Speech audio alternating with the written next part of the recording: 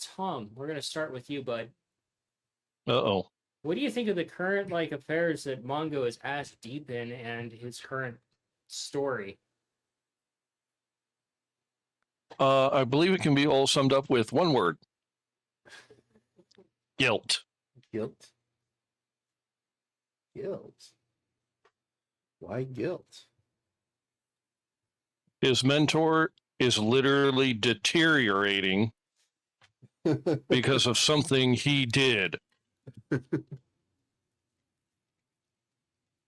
And what he did also caused many of his family members to suffer. You know, there is a Shaun of the Dead reference called "For the Greater Good." For the greater good. For the greater good. That was Hot Fuzz, by the way. Yeah, Hot Fuzz? Yeah. That was Hot Fuzz? Yeah, it was Hot Fuzz.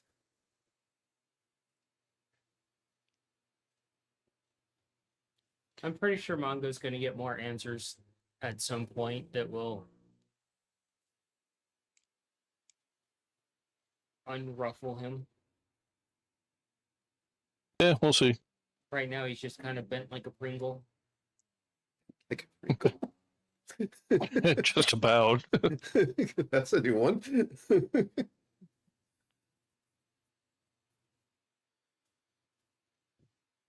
Hey, Manny, what about you and Scav? Same kind of question.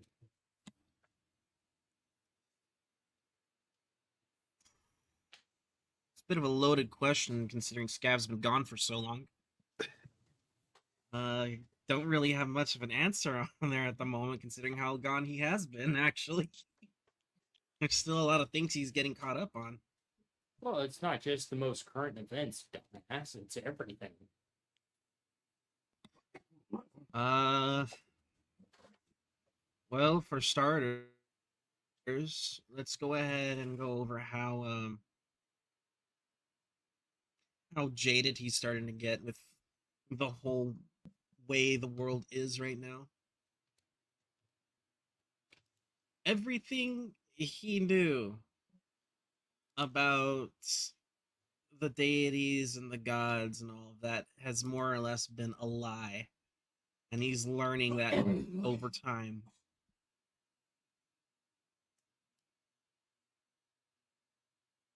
Poor little dude's very tired.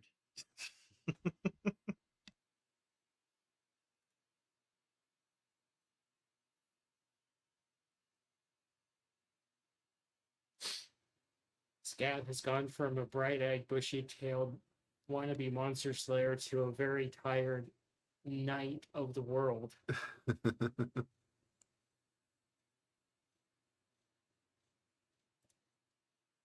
What about you, Nate and Nikolai? Can you repeat the question? I forgot what the question was. You better remember exactly what the question was. Well, you have it written down there, don't you? Nope. Nope. Nope. Nope. Not at all. Hey, question, where are you? Oh, look, there it is. Wait, DMs write things down? More than you can imagine. This is a giant dictionary I have. Yeah. There's a lot of notes. Um, Basically, the question is where does your character stand currently, like Nikolai in the world, and an introspective on how they're feeling and how you're feeling about the character's development and such. Okay, yeah. Well, We have two people that basically have a bleak outlook that's very much, Fight Club, looking at the world, let it all burn down. let it all burn. Um, see, I guess the best I can think of for Nikolai is a lot along the lines of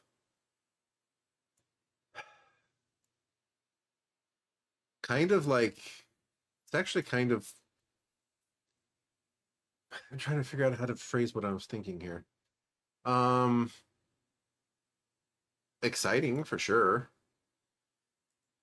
Um,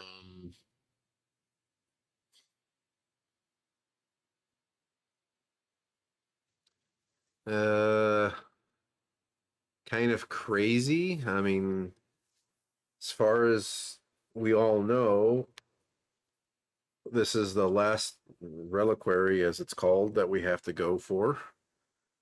So that means that it's got to be well defended. So people are going to die. um, let's see what else. Exciting, of course. Let's see what else. Kind of, it's got so many things that have happened that Nikolai really can only think of the here and now kind of thing going on now at this point. He has to leave his sorrow behind on the death sentence he provided his, his only, other moon mouse friend. And he's still not going to get over that anytime soon. um, it's kind of crazy. Um, can't wait to. I mean, basically, a lot of like just wanting to just finally get it done. Like when can we be done with this bullshit and stop stop all this, you know, fighting and rebuilding kind of thing. I think Nikolai and Mongo are going to have a very hearty drink with Volvar and the others after this adventure is done. For sure. Yeah, Uh, Mongo's pretty much at the point where he just wants to go home. yeah. Isn't Fuck everything else. isn't It's that like, I just need to go home and sleep it off for a little while. isn't that the point of a really good campaign? Because that was kind of like where Frodo was at the very end. Too. True. Our game lore master, our lore master has some great questions. The Cayenne ones we'll actually ask her next week when she's back. So we'll put a pin in those and save those for next week. All right, we're gonna start with you, Manny. Ready to let him rip? Go for air, boss. For Scabbard, thoughts on your infernal lineage? Right now, as funny as that sounds, that is actually the very last thing on his mind at the moment. And it's like, okay, that is something to figure out eventually. We have more important shit to worry about right now.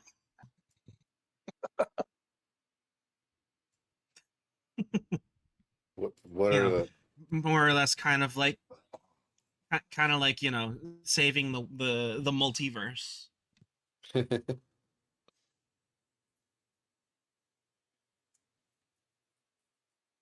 what are the thoughts that Now, Manny is having? well, I was just about to get to that.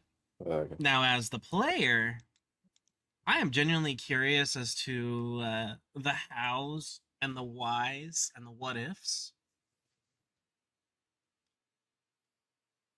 But that's something that at the same time, it's also like, okay, that's definitely some really interesting stuff going on there. But we got more important shit to worry about. It's definitely an interesting one that came out of nowhere for you.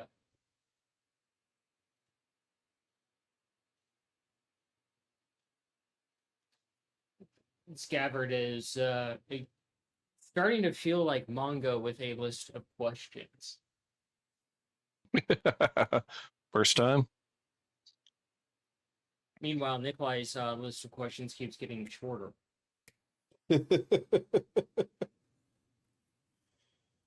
Sorry. I'd be jealous if I knew how. If I understood the concept of wait, fewer questions? I don't. Huh? You mean each one answered doesn't leave to 57 and a half more?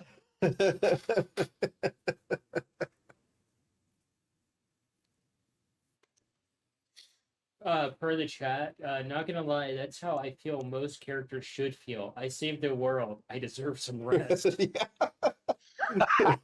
When the campaign's done, you want your character to not you want to not play your character anymore. Because you want the poor guy or girl to rest. While I wait for a correction on one of the questions, what do healing potions taste like in my campaign world? That is an off the wall question that I can respect.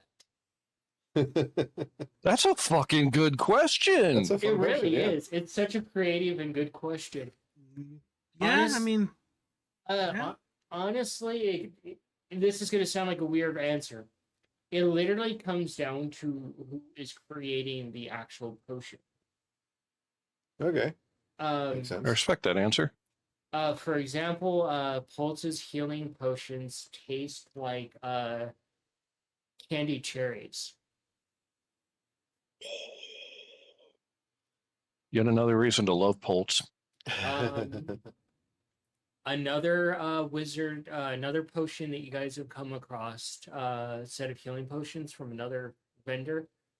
They taste like chocolate martinis. Alrighty, that's fun.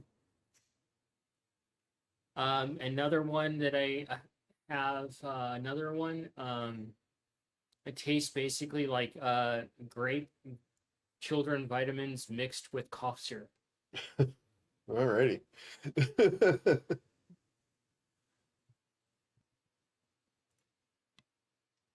see, I always figured that they would be like, you know, those strawberry bonbons. That could be a fun one too.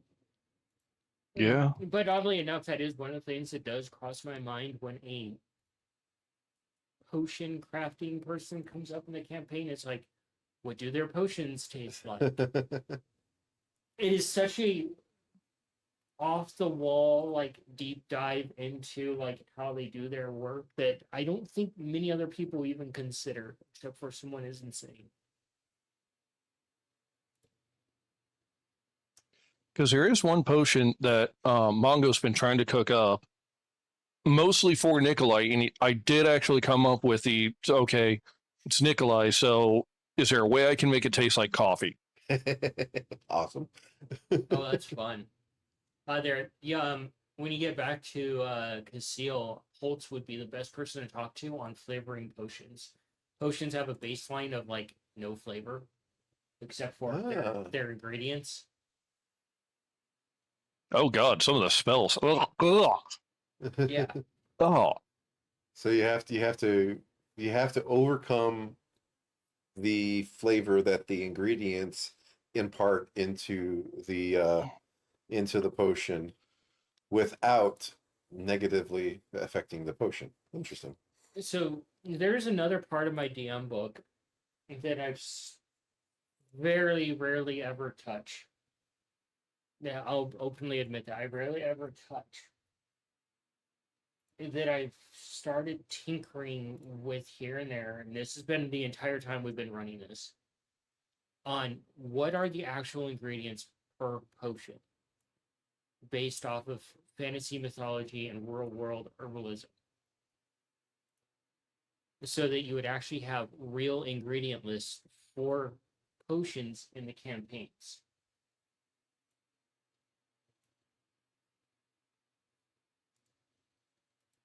I like that. That would be pretty cool. It's something I just need to sit down and work on because it's a lot. Oh yeah.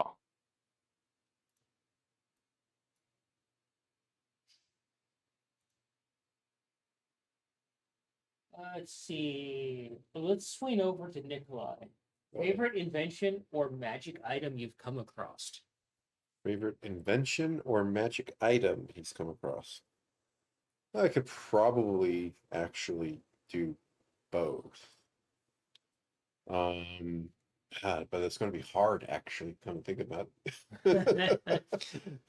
Well, because there's so many like cool items that we've come across, um, that we've used and in some cases abused. um, but I guess I think that the favorite thing, the thing that Nikolai has created, although Ace is phenomenal, the Richa Magica is fucking phenomenal.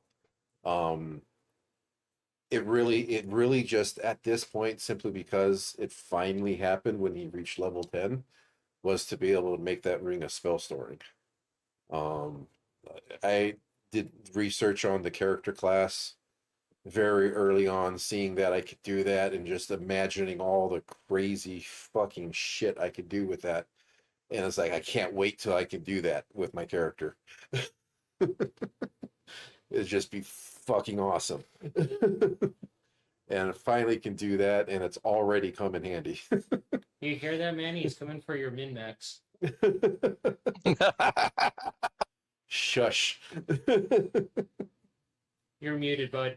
So we can't hear anything you're yabbering about.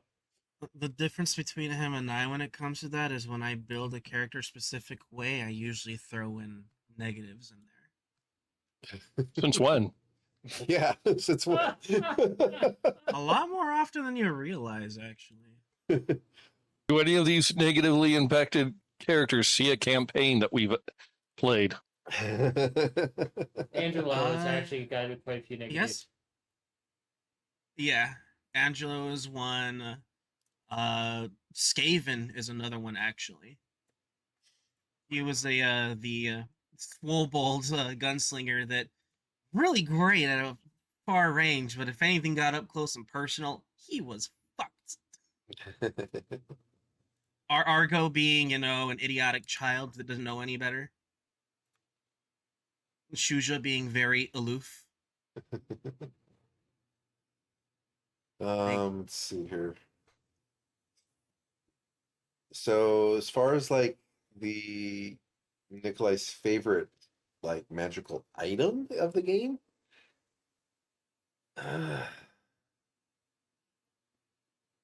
it's hard to say, because as far as like the book goes, like, a no,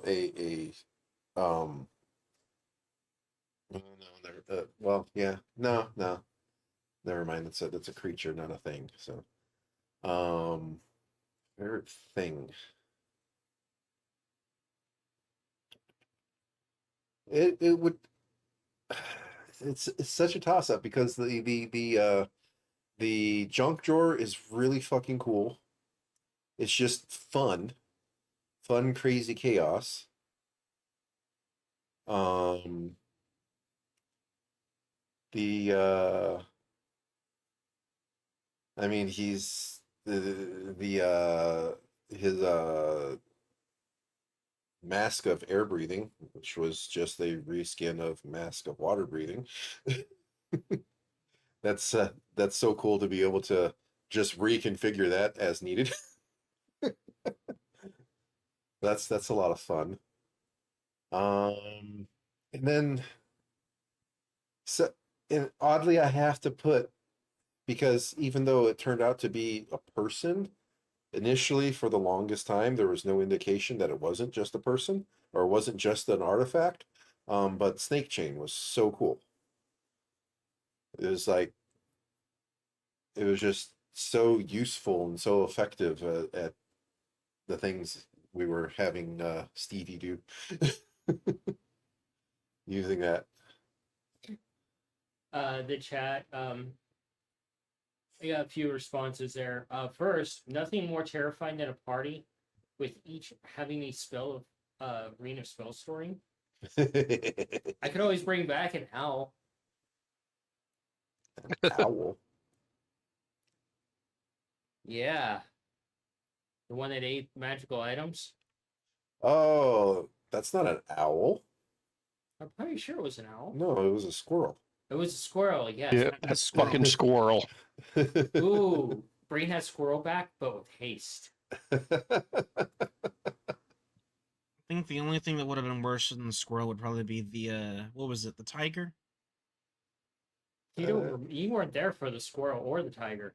I was not there for that, but hearing the stories about it, the ruby-eyed Yeah. tiger, that sounded The like tiger nightmare. is not as bad as it was made out to be. Also, per the chat. Also, one day I want to have the junk drawer as a campaign in a campaign I run.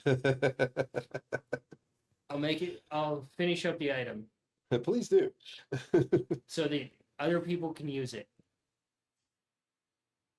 So yeah, that's probably my two best. And then again the mantis tool is so fucking cool too. And then sway, but sway isn't the thing. Sway is a person now. So All right, you're just rambling now, but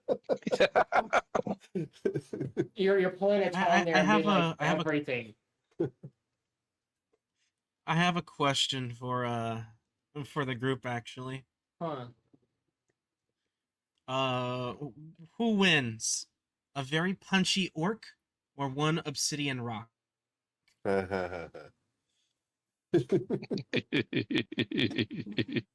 Oh man. funny.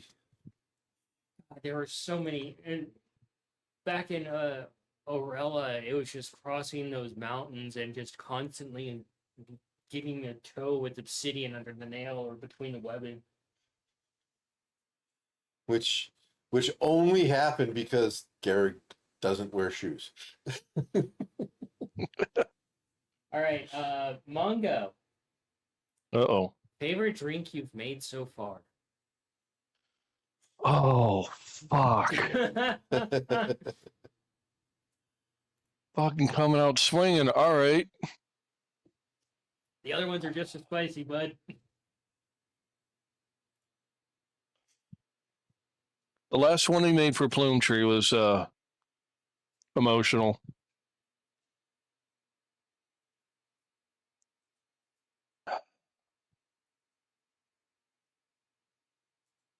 God, that is so hard to fucking say.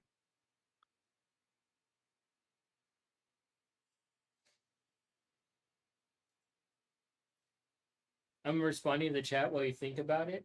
So much foot-related trauma. Yeah, about as much as the Ninja Turtles have with foot trauma. God.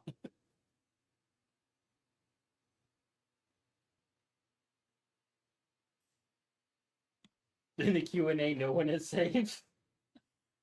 Fuck, right? Ah.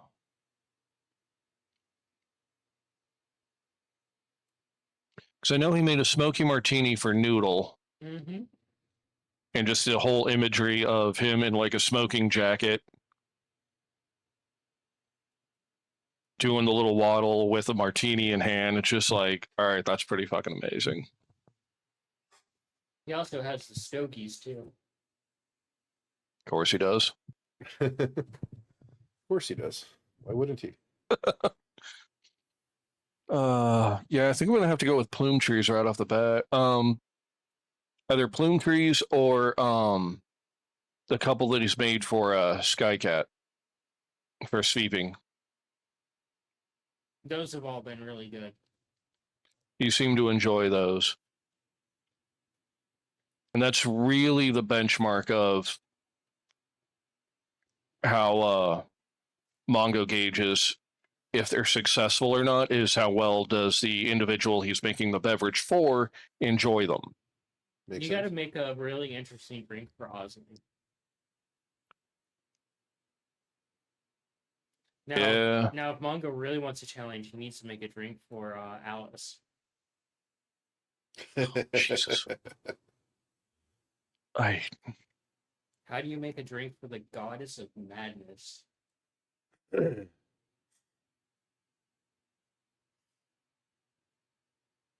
All right, Scab, back to you. All right.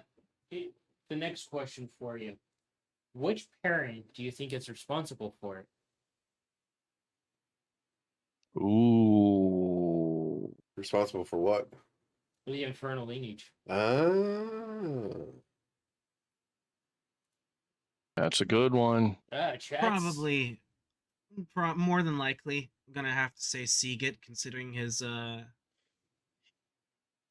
original profession, considering all the things that he did. Makes sense. Yeah, yeah.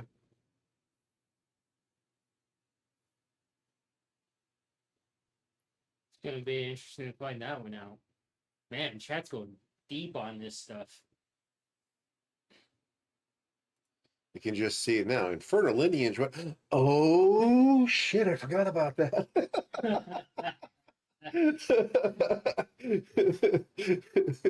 Was gonna take care of that before I died. I'm gonna flip the script and go back to manga real quick. A magic item that you're eyeing for personal use. Ring of not getting wet.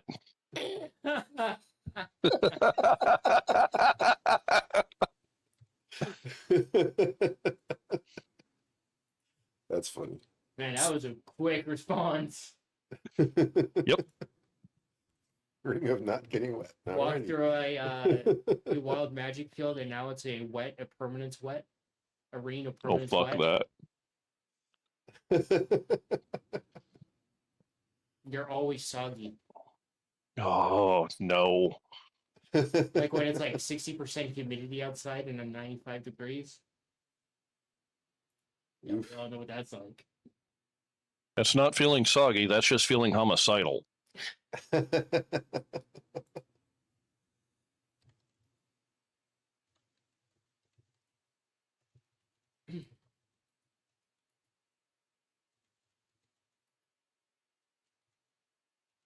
This question's kind of an easy one for me. Favorite NPC recently? I mean, there's a lot of them, but I really actually enjoyed stepping. This could sound weird. I really enjoyed stepping outside of the Grim and really embracing the little the fuck words character.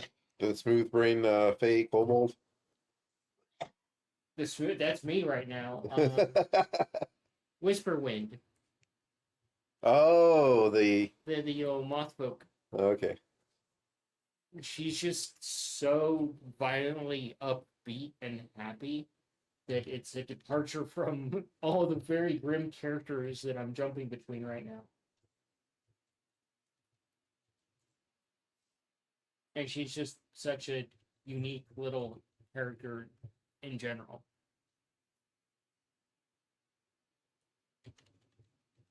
Nikolai, Yes. any NPCs you want to make things for, and what inventions or magic items in particular would they be?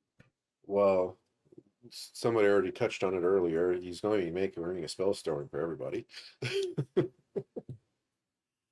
At least one for everybody. um,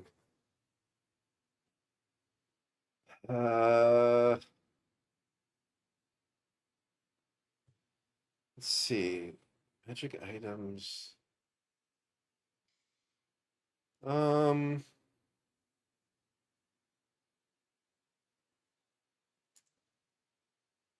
wow, I really haven't thought much about that. Huh.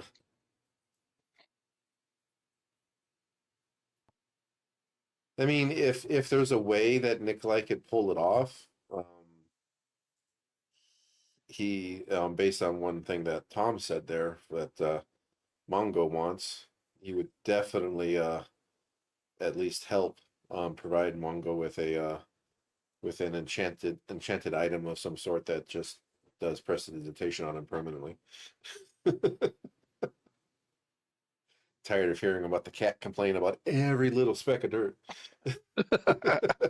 You know, it actually brings up an interesting thing with accessories in my campaign. It's a bit of another departure of like You have 5 digits. Why can't you have 5 rings on each hand? Yeah, that's crazy. Makes sense. Or like earrings. Nobody has an earring yet. But sitting here in this Q&A, I just came up with one that's just mental. The only other thing I can think of off the top of my head is Nikolai having had direct exposure to Alice's Vorpal blade and having instructions and of how to build one and not seeing any information between the exposure and the instructions that is inconsistent with each other. About the only thing I can think of that he's probably thinking of doing is making Cayenne her divine weapon and Osling her divine weapon. So Well, it's already been discussed a little bit about working with Osling to create, I think it was a sickle yeah. as So a yeah. purple weapon. Yep. That's about all at the top of my head that I think Nikolai really wants to be able to do for anybody as far as like wondrous items to create. Okay. Scabbard, question for you. Sure. At the current point where Scabbard is at in the campaign, which god does he hate the most and which god does he respect the most?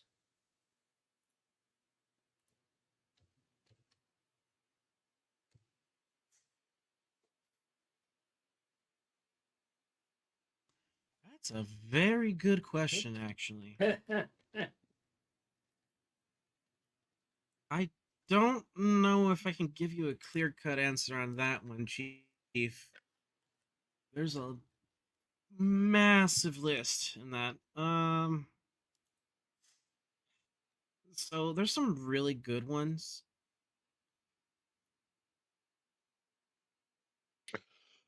And then there's some where there are some where it's like, maybe.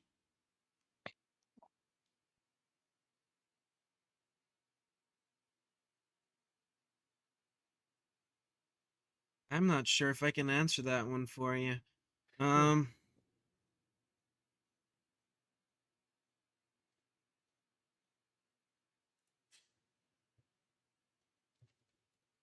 I'm not sure.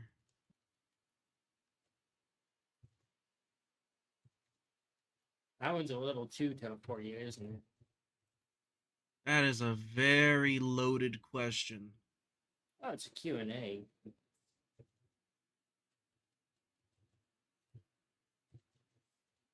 If I were to say which one is the most respectable,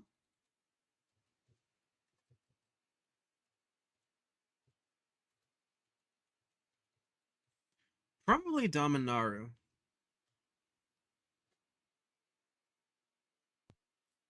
Yeah, he really hasn't The come up a one that lot. actually doesn't, but when he does, it's always known to be that he's the one that walks amongst the people, is always there, actually following up on their domain by doing protection, and providing entertainment, and just being a jovial and happy-go-lucky dude.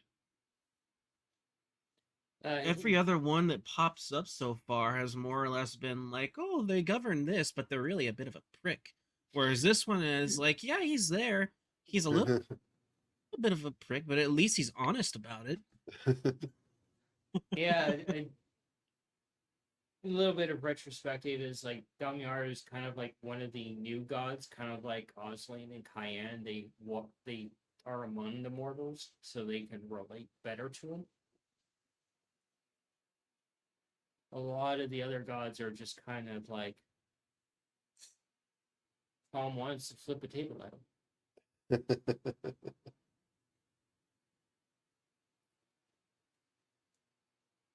But yeah, that's respectable. Damiaro, he doesn't come up a lot, but when he does,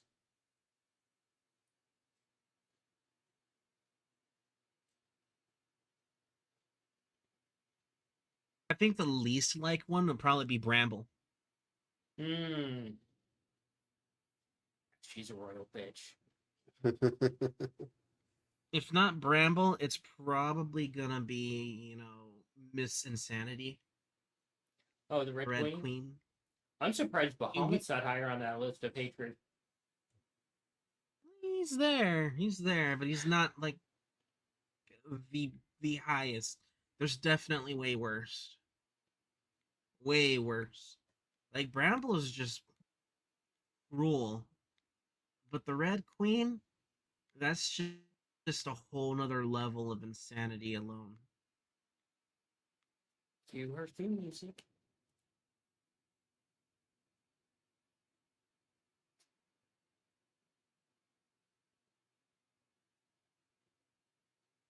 Mongo, for you.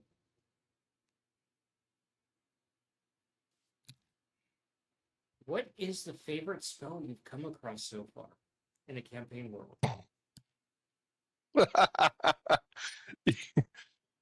Y'all actually expecting an answer from that one? We already know it's prestidigitation. He uses that thing more than anything else. It is probably the one that he uses that the most, or Mage Hand.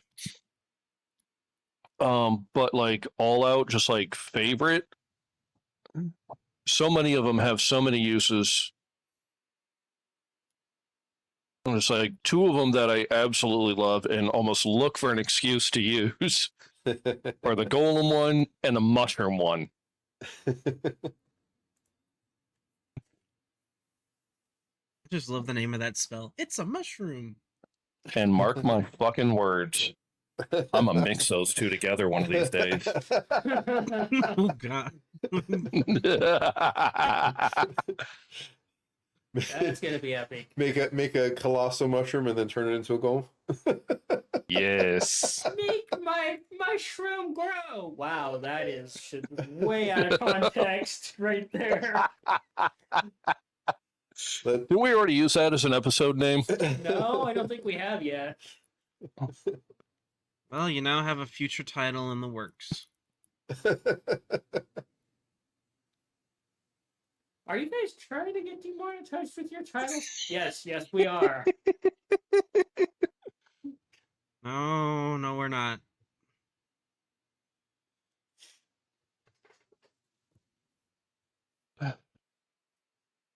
Because those two are awesome.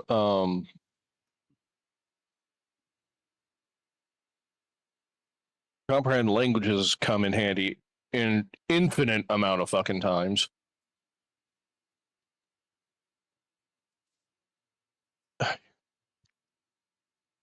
That's why I keep playing wizards, because I like using spells. So much you can fucking do, and like you show a little bit of creativity. I know it's not a spell, but one of my favorite things to use is the transmutation ability on the transmutation wizards. Makes sense. Because like you need anything, like, oh, okay, here's something I don't need, now I have the thing I need. And for some reason transmutation wizards get knocked down to the bottom of the list, and it's just like, pull your head out of your ass, watch some Full Metal Alchemist, reread the description, and have fun. Yeah. Pro chat, gonna go full Rita Repulsa. Just about.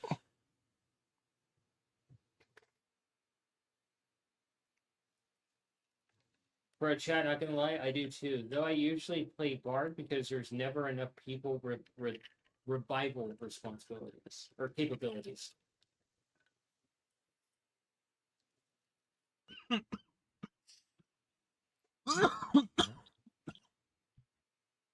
Ow. Nikolai, Yes. what has been Nikolai's biggest tinkering disappointment? Biggest tinkering disappointment? Yeah. I Huh. That's an interesting one. I mean, nothing he's made hasn't been just toss it because it's garbage. So the best I can come up with would be along the lines of Nikolai's biggest disappointment because he hasn't been able to solve it, despite the fact that he's an artificer, is the little magical mini workshop that he found that his mother made for him. It's like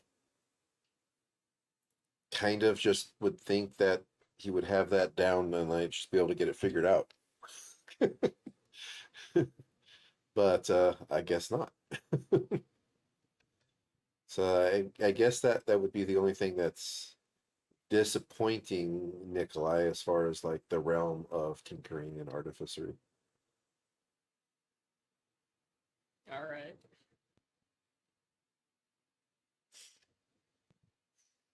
This question I've been just kind of eyeballing and trying to think it over because it is it's a hard one. Favorite thing the players have done recently. God. That's a nice one. Yeah, it is a nice one. It's not an easy one. Honestly, I'm No. gonna be completely brutally honest. It's really stepping up to the plate and role playing your characters like you fucking mean it. And that has to be one of my favorite things. Really digging into your characters, playing them like you actually mean it, instead of just playing numbers on the screen. Yeah. That's always nice to see players do.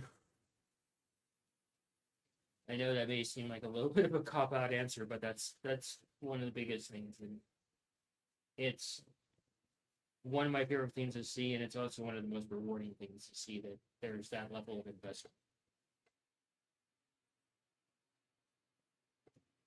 I have quite a few times on camera of Mongo ugly crying. Yep. Mongo or Tom? And even Nikolai ugly crying too. Yeah. Yeah. I think Scabbard's been there once or twice too. You have got me once. Challenge accepted, bud. She's been close multiple times, but she has only got me once. I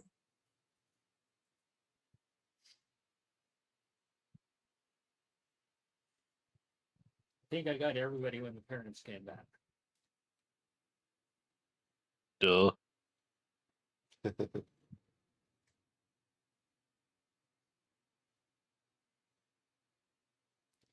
Let's see. Tom, you got one for Scabbard? Manny?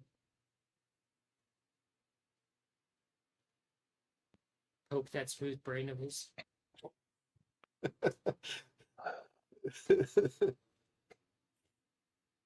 It's so smooth.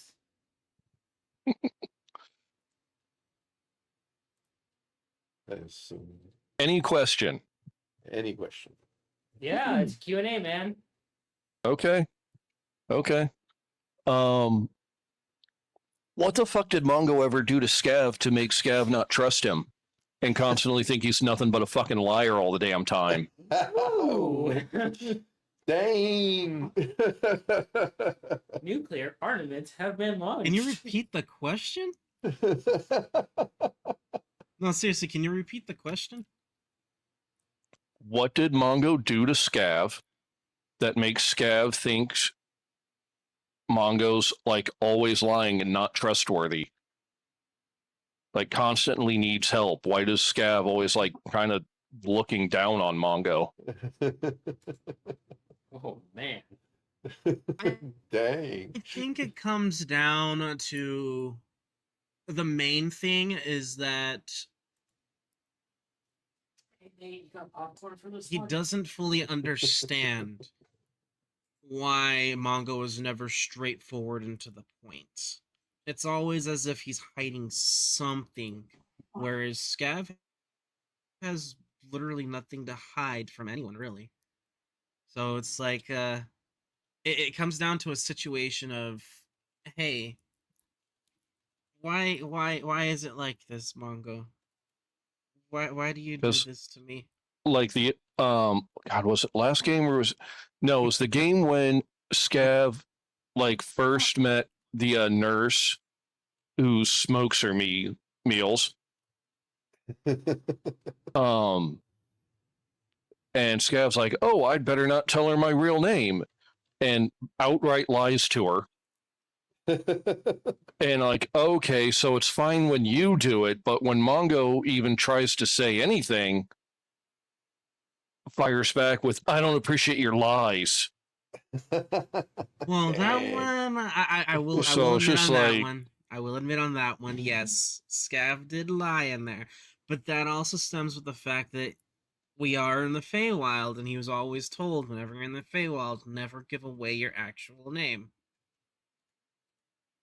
Oh, so it's fine when Scav lies, but if Mongo says something less than truthful, No fighting. Jeez.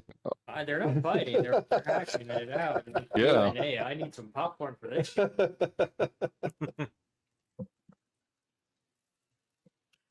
I know that question's been but yeah, there no, on the back burner for a it is while now.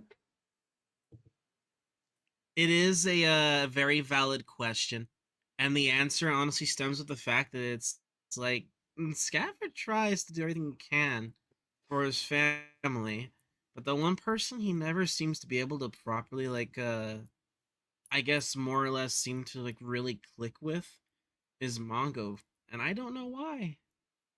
It comes down Well, to a anytime lot of different Mongo things, I pulled a prank on guess. Scav retaliated by ripping whiskers out. That's kind of fucked Yeah, up. he is very So fucking it's like, spiteful. you That kind is of true. bullied him a bit. That is true. That Oh, is true. no, I Yeah. honestly see at some point in time, Mongo and Scav just fucking having it out. And it may come to blows. Scav drawing Dang. his sword and Mongo coming at him with magic. I could see that happening. You I know, don't think actually to bring it down, honestly, I don't think Scavard would ever be able to draw his weapon on any member of the family, really. I could see you punching Mongo. Punch, absolutely, but drawing a weapon, no. oh my god, the chat is just sprinkling the salt through here. When the party is one rough question away from having a Jerry Springer moment and requires a kiddie Oh, pool God. full of mud.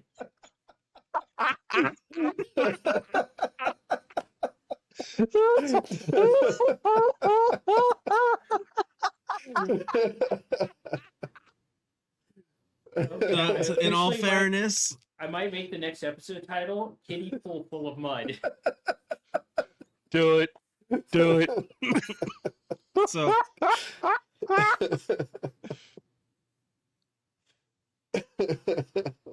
for those Man. watching, just know Tom and I are actually really damn good buddies. We just give each other shit all the time.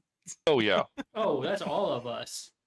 But no, There have been some comments where I've outright, like, my filter did not kick in quick enough. I've said them and immediately apologized. It's like, fuck, that was too far. I'm sorry, man. it's like, what are you talking about? That was funny as fuck. All right, But no, Nikolai, Okay. you got one for me? Uh, Nikolai is I- the green mouse. Cayenne is the judge. okay, so I think actually the last session or two before, um, this actually came up between Nikolai and Mongo. And it's actually getting a little bit better between Nikolai and Mongo. About the whole like if Mongo's thinking about something or planning something, he doesn't share any details. like it's like if you had told me these thoughts, I would be able to answer the question. I'm so confused right now. So that's the only thing there.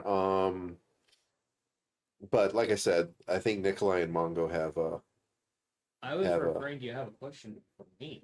Oh, I thought you were like. Oh, Oh, I'm sitting here I like, the fuck is I going I on? I thought you were like passing that question to me to answer as well. My bad. Per chat, as someone who has practiced keeping his filter on in real life groups because we have been in public settings, relatable. I have to keep Yep. my filter on way more than usual, especially at work. Okay, so a question for the GM. Alrighty. Um. Hmm. Wow. I'm gonna have to come back with you on that one. Shit. Go to someone else, and then I'll come back around when I'm ready. Question that I want the GM to answer. Huh. All right, I'm gonna throw a If question. you want, I can. Oh, Go what was ahead. that? Go ahead, Tom. Oh no, it's just because the whole Mongo not mentioning everything that runs through his brain has come up before, and it's like I can answer that if y'all really want. Please. I already know the answer. That's just me. Yeah, it's just like some of what he wants to be able to actually accomplish, he doesn't know if he can. And if he thought one of the family members could actually help accomplish said goal, yes, he would absolutely try to mention it. But also, he doesn't want to get anybody's hopes up either. Because if it turns out, hey, this plan's a little too ambitious and it turns out it can't be done, Yeah. it's like somebody who died is like, hey, I might know how to get them back. Oh shit, it turns out we literally can't. Sorry. My bad, G. And it's like that Mongo just thinks that's a really dick thing to do. So it's just like, all right, he'll just keep his yap shut, get the information that he can. And when the time comes, if the time comes, Yeah. he'll say, like, oh, yeah, I know how to do that. All I need is this one object. It's sitting right behind you. Could you hand me that? Look, problem solved. You know, if there is a comic book character that Mongo could relate to the most of, it would probably be Rorschach from Watchmen. Funny, as soon as you started, I was thinking of a different one. However, Rorschach is based on that one. Because Alan Moore, who originally wrote The Watchmen, was going to be using a certain comic book characters from the Charleston universe, I want to say. I think I'm wrong on that one. But Rorschach was based on The Question. And yeah, that's who I came up with. I like just the sheer downtrodden, like into the work, the end is nigh. That's basically Mongo right now. When he gets to the very end of the campaign, he's just gonna be like, "Why?"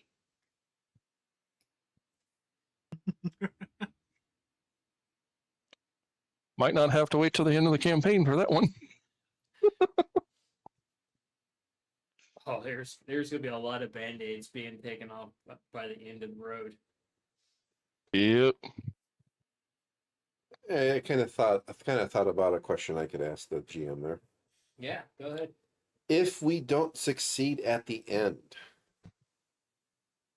is that the end of this universe? That's That is a good one. question.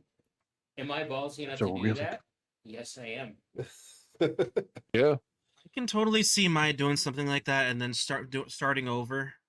Hell, I'm doing that right now with the current campaign I'm in. I mean, it's definitely something that I see her doing. Is like, yeah, I've done everything I could up to this point.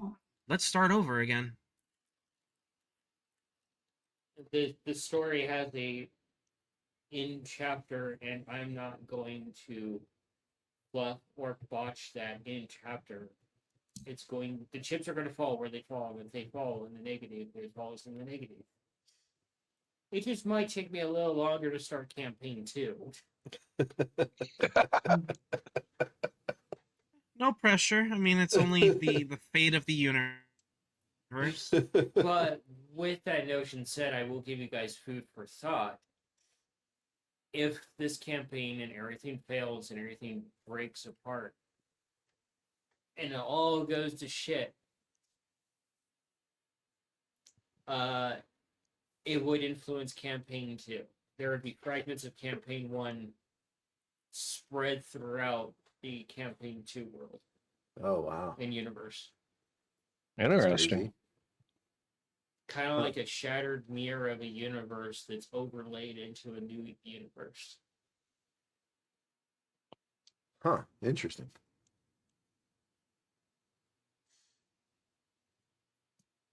But yeah, that's it right there. Alrighty. Tom, you got one for me? Ooh. Start thinking of one, Manny.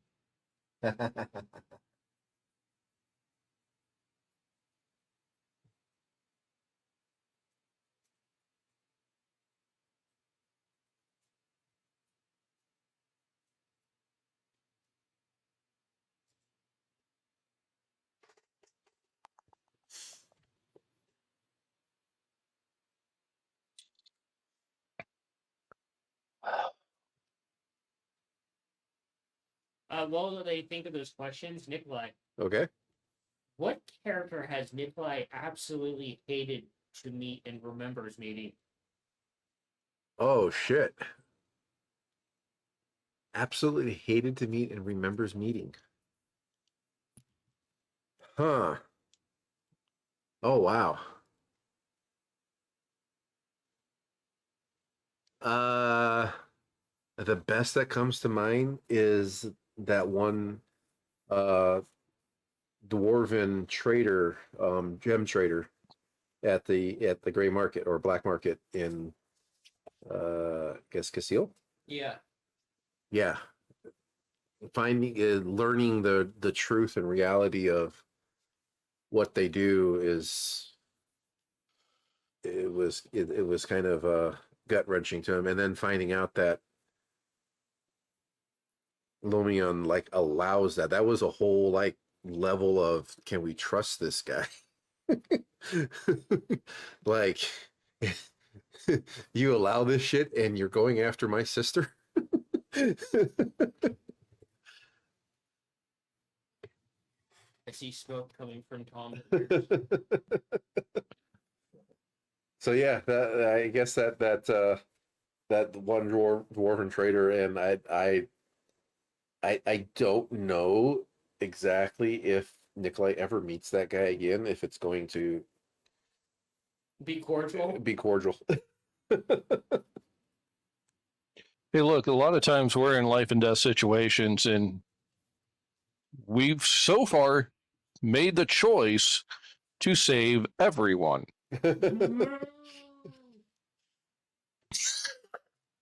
Okay, almost everyone. In fairness, we didn't know it was anything more than just a cow that was going to die any day now. Look, that cow will live on as a legend.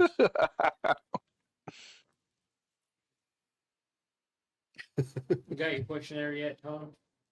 I do. All right, let me have it. Either community or just players.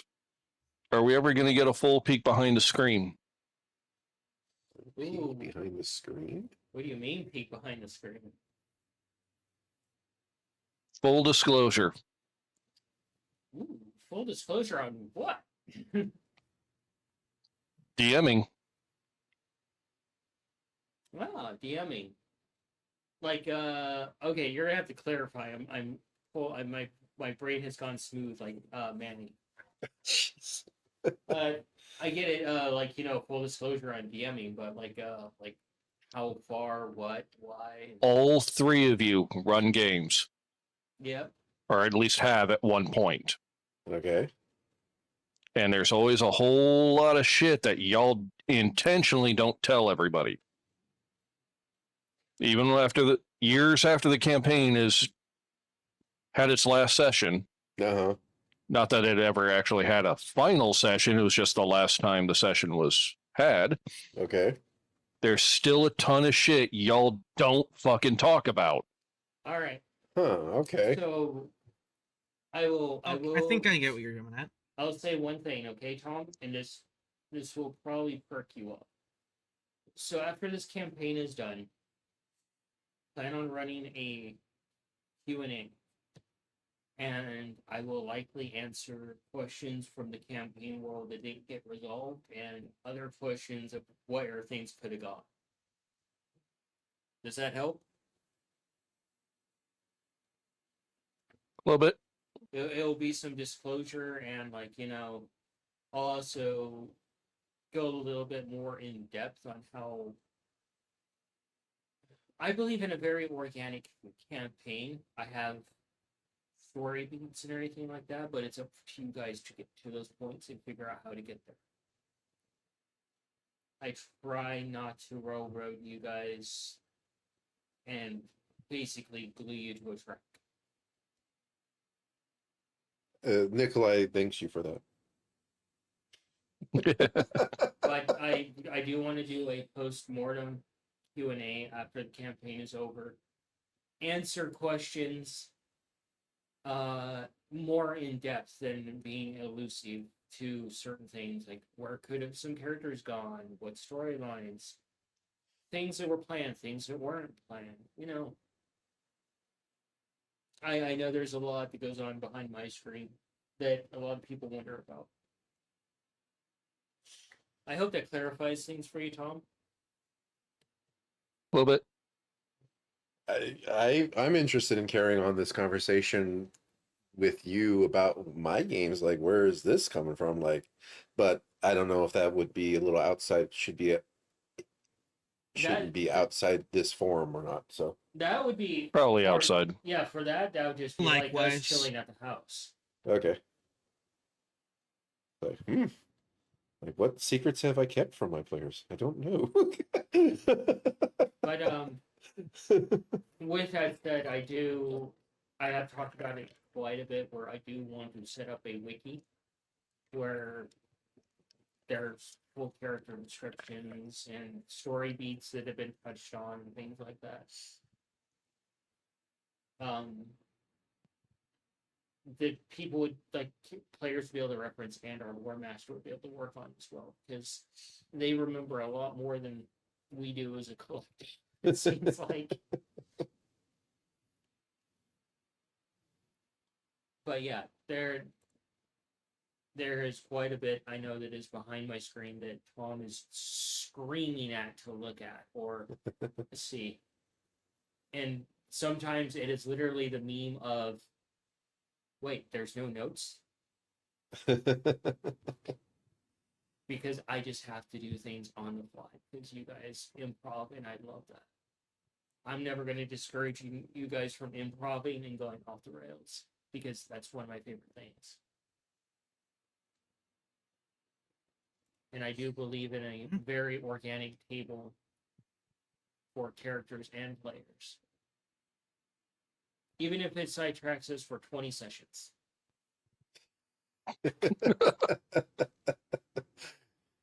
Are you looking at anybody in particular with that one? You can't really tell because I'm looking at a camera.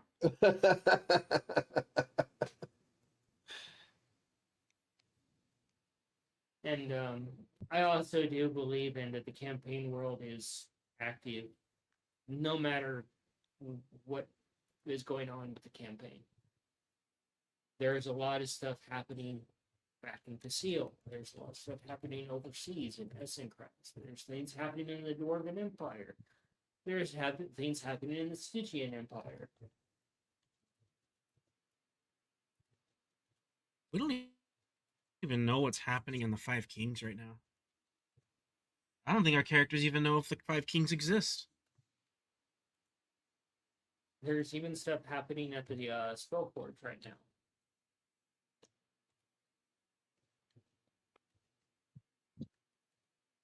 That's a place Mongo wouldn't mind getting back to.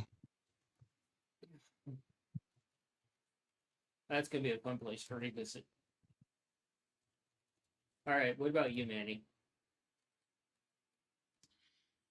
When all this is said and done, how long can we expect for you to have this written out as your own actual like tabletop system, complete with setting and everything? That's gonna be a Because I while. know you've been working on that in the back burner. Yeah, it's gonna be a while because I really need to sit down and visually work on it. The way I'm going to go about, fingers crossed, is that you guys know I just go rampant on creating lore for locations and such. So the way I want to go about it is a set of classes and one locale. For example, Casile. Basically, the entire first book would be Casile and the basic rule sets for that. And then the next campaign, add on whatever the hell it is. If it succeeds, would be like the Five Kings or the Burning Temperament and all the swath of stuff that comes with that, including deities, locals, and stories that you can intertwine in and things like that.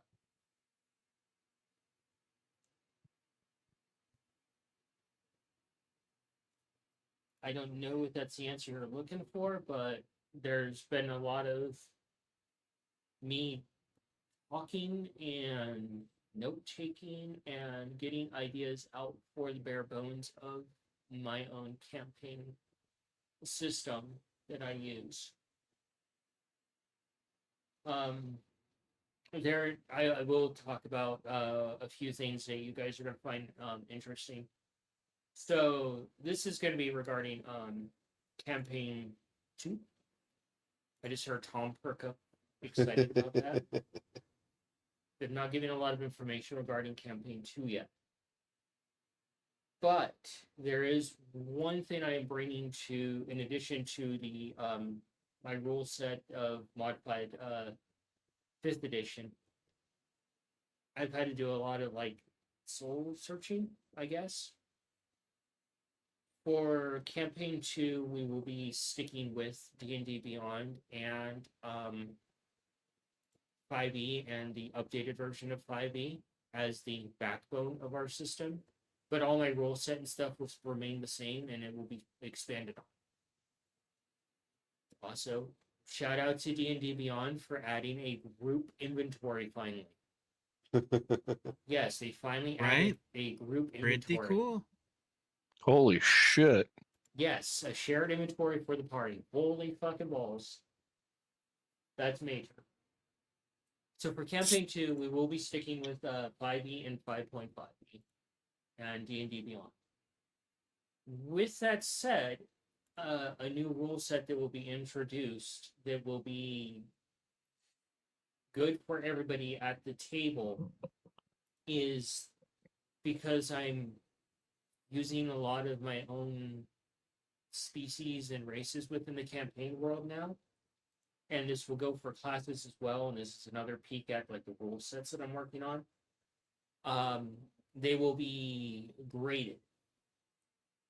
So essentially, a species.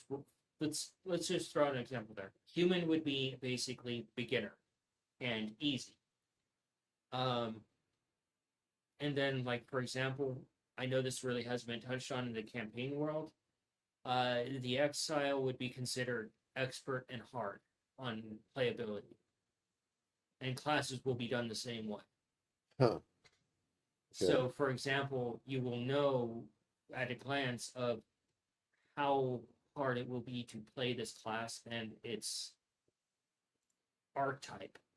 Because one of the things I believe in is embracing their archetype and their lore to play the class, unless it is inspired by a fish out of water situation, for example. The Exile have a very strict code of conduct that is very hard to play, and their physicality and personalities are also very hard to play. That's why it would be labeled as difficult. But a human is very introductory, and easy to get into and play. I thoughts and opinions on that? Are they going? Well, yeah, I got one. Are they going to be gated? Like when you say you got a new race or whatever that's hard, do you have like some type of, I guess, parameters or proficiency test to allow someone to play them? Well, you guys, I know all of you. Kind of. I know where you all sit at my table as far as playing characters and races and stuff. And it really comes down to DM discretion of approaching your player and being like, "Hey, I don't know if you can play this class or this species. If you're up for the challenge, cool. But if not, don't do it." Okay. So it's like, Kind of reminds me of the sum to go ahead. tem and priority system. I really don't want. Yeah, very heavily reminds me of priority. I really don't want a player to pick a species or a class if it is outside of their capabilities or comfortability. For example, the Stygian are another race that would fall into that category of being very hard. For those at home, they're my version of the Dark Elves. And they have a counter race, which you ran into quite a few times, the Moon Elves, which would be much easier to play on the difficulty level as opposed to a Stygian being way up here on the difficulty level.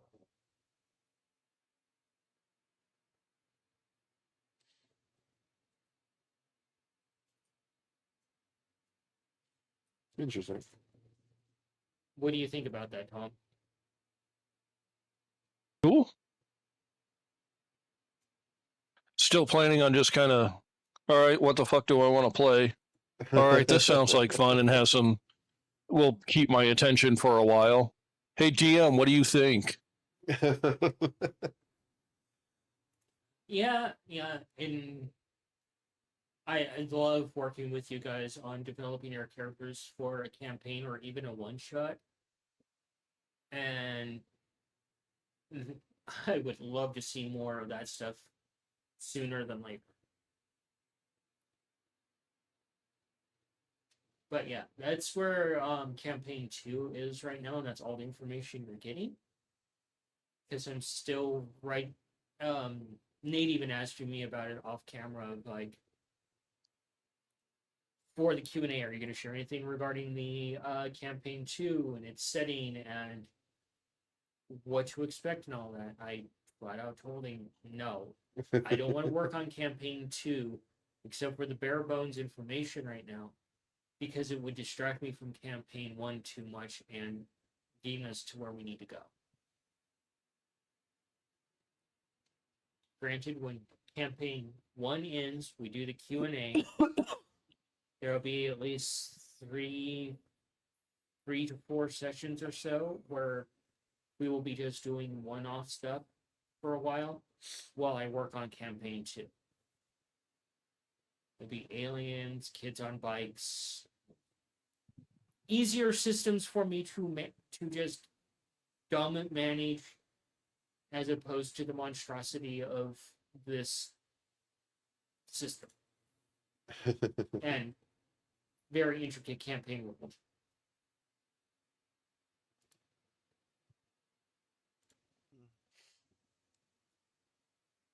I got a couple questions actually. What's that? This one I guess would pertain to both you and Nate, being GMs or DMs. But what have been your biggest inspirations? What is your go-to for when you're doing all your writing and such? Because let's be honest, there's always a little bit of something mixed into things. There's very rarely ever any original ideas anymore. So there's always some inspiration coming somewhere. I think I'm doing decent. Help build off of. I think I'm doing decent with originality.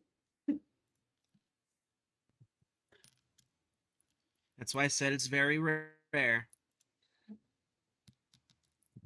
But yeah, what have been your inspirations? Oh man, uh, it's so vast. My inspirations. Quite a few of the inspirations are literally me just going down rabbit holes in my head and seeing where it goes as far as an idea, and then building off of that momentum wise. Another one is basically anything pop culture and music and science, mythology, fairy tales, horror movies, music. Just about anything could be an inspiration for an idea or a story to spark that kind of creativity to create something. I just can't really pin it down to like one thing is the biggest because I have such a vast imprint of things, but it's definitely the biggest thing that really drives me for inspiration is character driven stories and interactions. The moments between characters, the beats between stories are the most important things. You can have the most badass background ever in the world, the most interesting campaign world in the world, but when it comes down to your characters and their cardboard cutouts, that don't mean shit. I'm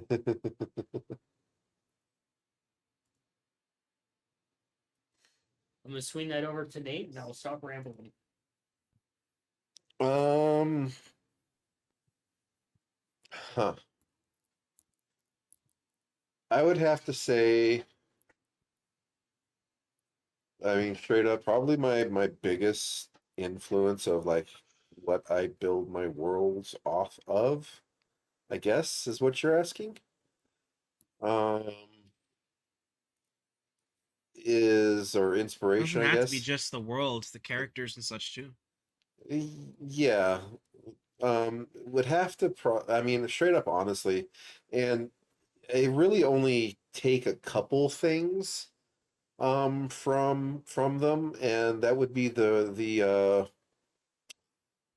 fitting in of believable realism in high fantasy that J.R.R. Tolkien created. Um, but allowing for a little bit of whimsy from Piers Anthony. Um, those are two of the biggest fantasy authors I've pulled inspiration from, as far as like, how I build my worlds and how I make my how I create my characters. Um, so yeah, and it's literally just that, just those two things is like how well, like, you could feel like living in J.R.R. Tolkien's world could be basically realistic, and also how kind of weirdly realistic Piers Anthony's worlds are, though it stretches it just a little bit more and makes it kind of weirdly whimsy. So that's about it.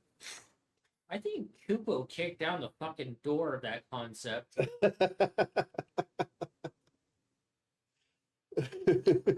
Yeah, she was fun. Similar question for you, Tom, but I know because you're not a GM, this would more go towards your characters, the inspiration for them. Ooh. Tom's inspiration for characters.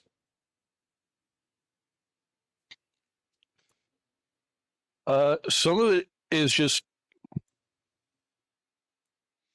read what's in the books, see what sounds like fun, pop culture.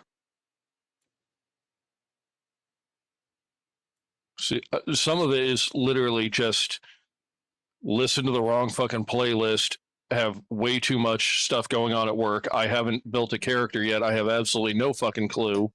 So let's just throw whatever the fuck at the wall and oh shit, something stuck. What the fuck is this? Sometimes those are some of the best characters. That's how I got that plasmoid. That I killed. Yeah, that you got killed by a fucking dragon. It became a ghost. That became a reborn. Yeah, The chief started playing halfway between a surfer dude and a pirate.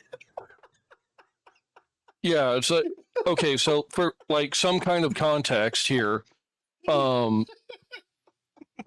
my here was running a quick little campaign. We were only going to play it for a little while, I think. And it's just like, okay, I've known about this for like, what was it, like 2 months? You gave me to build a character? Day after week. Nothing, no inspiration, absolutely nothing. And then like, it's Friday night, we're planning on playing Saturday. It's just like, shit. It's the end of another 60-hour week or almost. I need to sit down and do this because I'm basically waiting for the last minute. It's like, all right, I'm going to put something on. And I go onto YouTube. There's this band that I found, the Holophonics, and the ska band that did a bunch of 80s covers. So I'm like, all right, good enough. Hit play, listen to that, fueled by Dr. Pepper to keep my ass awake. And somehow wind up coming up with some bonkers ass plasmoid. Fuck, what class were they even? Druid, I think, if I remember correctly. Possibly. And yeah, then get to the table, open my mouth because I've never spoken with this character, and apparently Surfer was what came out. So everybody like called me. It's like, why were you like surprised? Like I wasn't planning it, and apparently he's a surfer dude. So here we go. Oh, that's right. The bullshit that I came up with for the backstory was there was some unnamed god. Melina and I were going to sit down at some point in time and try to figure out which one, but we never actually did. Got fucking sick and tired of all these damned adventurers coming into their temple and raiding it and just causing havoc. So he decided to upgrade his security system. And the loose translation that I went with is he granted sentience to his dungeon Roomba.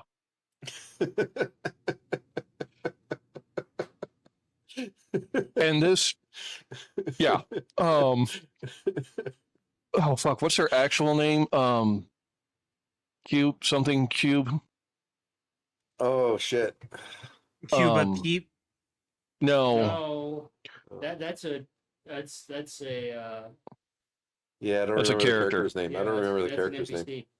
You know what? I can find it out right now. Give me 1 second. It's I that still have that campaign. cube that like dissolves everyone. That just sort of Gel- goes Gelatinous around and cube. gelatinous cube. That's it. Yeah, it gave sentience to a gelatinous cube.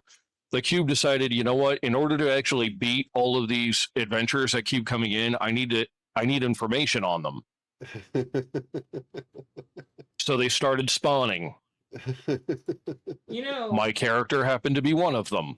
you know, it'd be actually really ironic is like in either campaign 1 or campaign 2, the party just walks through a town and they see that Plasmoid idolized as a statue, as a folk hero.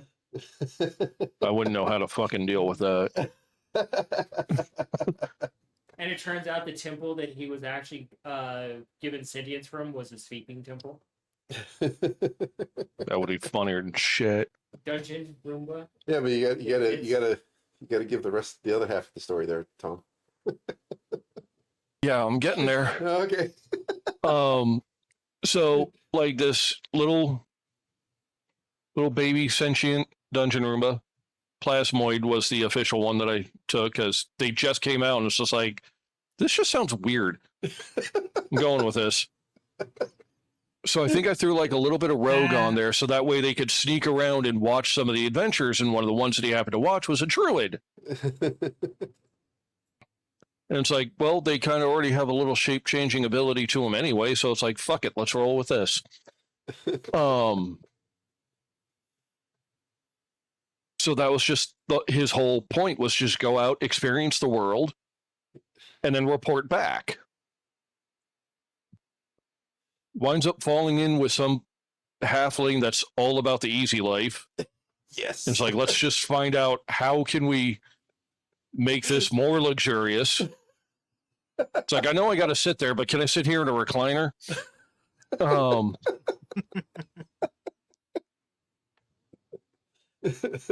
wannabe fucking pirate, I think, if I remember right, Manny. Rogue swashbuckler. Yeah. I'm looking at it right now. Gorlith's was a Circle of the Moon druid rogue plasmoid. Yep. Another one of our friends who's not on the stream was playing something else. And just one fucking shenanigan after another, in Manny's character just at like every fucking point in time that we needed something to go right, his went wrong. I think he wound up getting robbed while he was asleep. Met a talking spider that made a bag of holding for somebody. And at some point in time, we found a skeleton up in an attic who turned out to be a pirate captain who just hasn't been laid to rest. Yeah. So yeah, that skeleton in a chest was in the attic that the spider was living in the house that my character, the halfling, was rooming in for some like just sweet crazy old lady. yeah. So it's like we had to like take the skeleton up to somewhere to do something to like properly lay them to rest. And it's like, well, the halfling obviously can't because the skeleton's bigger than they are. The other guy, did you lose a leg, Manny? That character rolled more ones in those 3 single sessions than the entirety of the campaign we have been in altogether. I think Manny's character did lose a leg. He did. He lost a leg. He almost lost a hand. And he drowned, but was revived, but drowned again, but was revived again. He had his head bashed in. He had been robbed. Was almost bitten by said spider. Hawthorne did not live a good life. No. So yeah, it's like the only way to get the skeleton to where it needed to go was to basically have the plasmoid take a human-ish form and wrap itself around the skeleton, which weirded him the hell out. And it's like, how do you people do anything being this rigid all the time?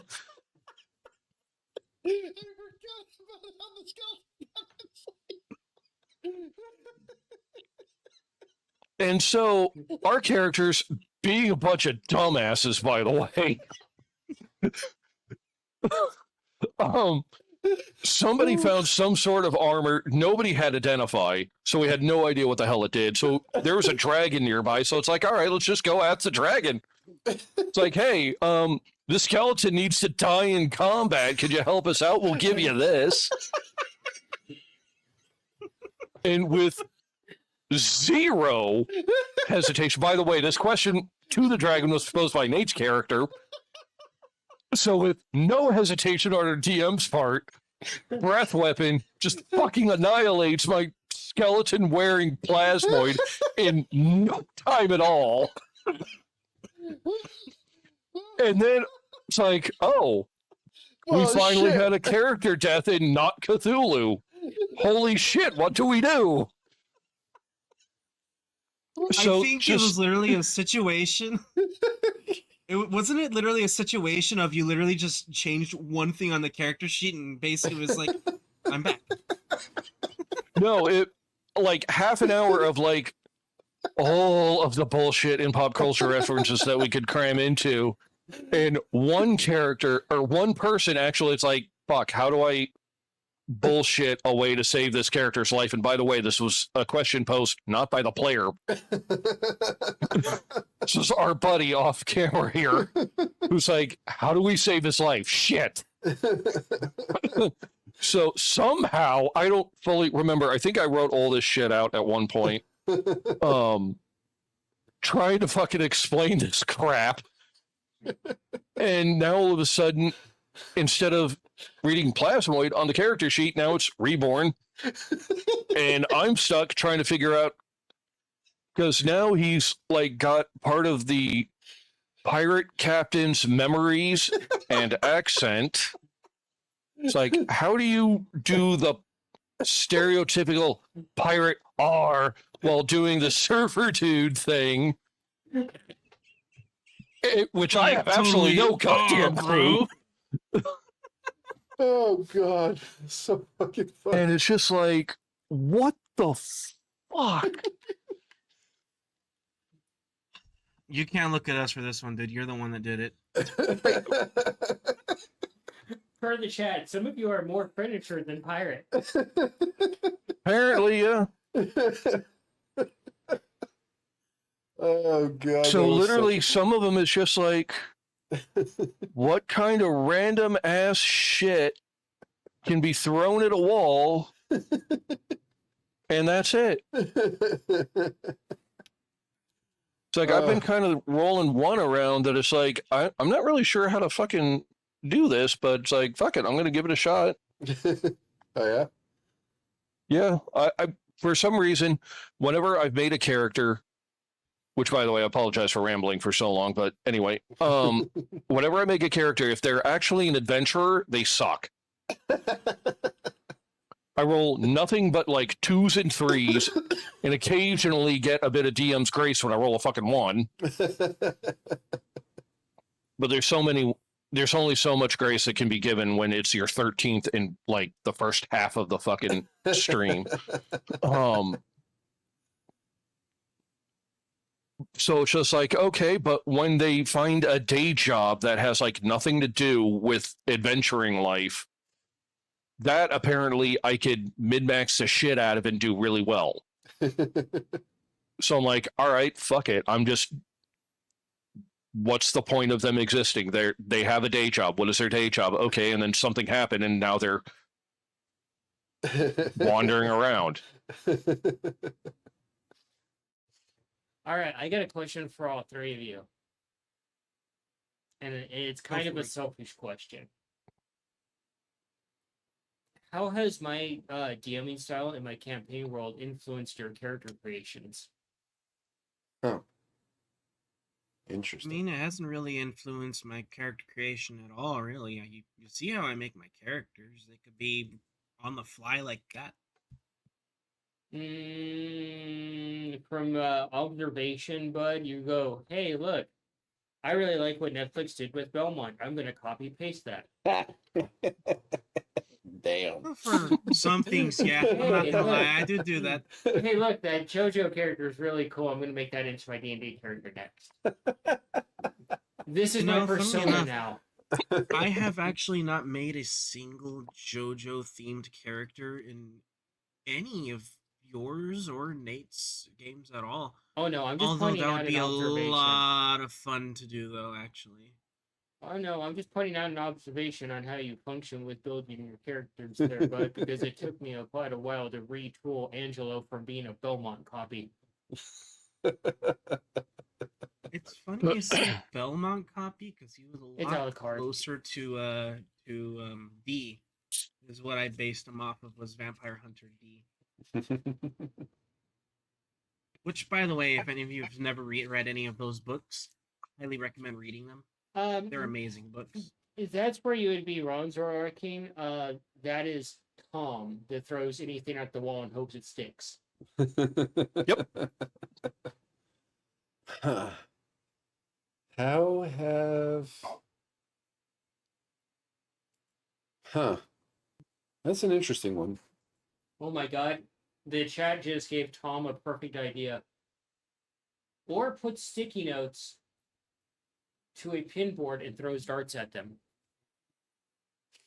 If I had a fucking dartboard, I would have done that already. I swear to God. You're not wrong in any way, shape, or form. I guess the only way I could really answer that is that knowing how much you kind of embrace pushing a character to, or say fuck it, let's see what happens kind of thing, is probably the primary reason why I made Nikolai. Because though the character class in D&D Beyond is interesting and fascinating and fun, it has a lot of weird artificial limitations for the industry standard quote unquote balance. And I figured that you would let me break that balance a little bit if it felt natural for the character and the class, and definitely have done that. So I guess knowing that you like to say fuck it, let's see what happens, is one reason why I said, yeah, fuck it, let's play an artificer. So I think that's the best answer I got. I think the flip the table and fuck it, I don't care about the rules thing regarding class limitations goes for anybody here at the table. Pretty much.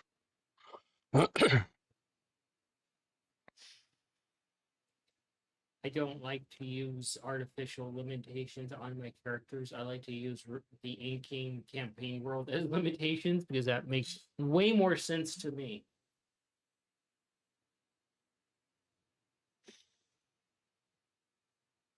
I've definitely learned that no matter how crazy or insane a character concept I think that I could come up with, it'll pretty much be allowed. Because, like, let's be honest, my characters really aren't that bonkers. The plasmoid that we talked about before break, that was easily the weirdest one that I've ever come up with. And it's like, if that's allowed, then it's like, all right, anything I come up with is going to be pretty much okay. Plus some of the characters you've told me that you've come up with. We're looking at probably having Nate run like a little mini campaign while I'm on hiatus working on campaign 2, which means I would be at the table playing a character and you guys would have to deal with that again. Excited. And the problem with that is keeping up. I mean, Tom, I let you play a tree. Yeah. It's like any random ass bullshit that I can. Although I do feel that sitting at, well, all three of your tables, my character concepts have actually improved from when I started. Yeah. Yeah, But- you definitely have come up with some more solid characters to build a story around. As short-lived as the character was, I will always remember one specific character because it was such a great time. Harvey. What is it for 2 fucking sessions? And then there was that Oh, one time fucking we hell. had I think I was actual around- Harvey yeah. chili. Okay, so for context, there's this other game this other TTRPG that we all like to play, Call it Cthulhu. We've mentioned it before. The first rule of said game is do not get attached to your characters because they're going to die within, what was our average? 2, maybe 3 sessions? Yeah. Last guy out of it was 6 in one session. Fuck, right? Um, Doesn't it like actually say in the book not to get attached to your characters? oh no, we just grabbed a marker and wrote it in there. So every time anybody cracked open the fucking book, it's like, oh right, just go ahead and come up with whatever because you're gonna die. Holy shit, fucking salt from the chat. And here I thought it was my characters making the players cry out of inferiority. A little bit, a little bit. It's like you set the bar pretty fucking high, and it's just like, all right, how do I come up with something to like keep up? And it's just like, well, I kind of don't really got much, so well, I'll do what I Anyway, can, as play you were what I saying find about- fun. As you were saying about Harvey, Oh, right. One of the first, actually, no, the first COC character that I've ever played, and in my entire tabletop role playing, I think this is like what my third character that I've ever built. yeah, I think so. Sounds about right. Yeah. Because like I only made one for like Nate's campaign, which I think was a cross between Pathfinder and 3.5, Yeah. and then Harvey. Don't forget. I Gar. rolled. No, Gar was after. That's right, it was. Gar was after. I rolled fucking amazing stats. All of them high as hell. I think my lowest one was like a 15. My highest one I think was a 17. So it's just like it doesn't really matter what I put where because they're all good. Could not roll above a fucking 3. Sounds familiar. And then eventually, because of COC, demons were involved, and he wind up getting taken out by some tentacle-based monster that pulled him through the toilet. Through the toilet. Yeah. So it's like that scene in Hellboy where they open up the portal and Rasputin, the big bad of the whole show, of that movie, gets sucked into the portal. It's like that, but that portal happened to be The toilet. the loo.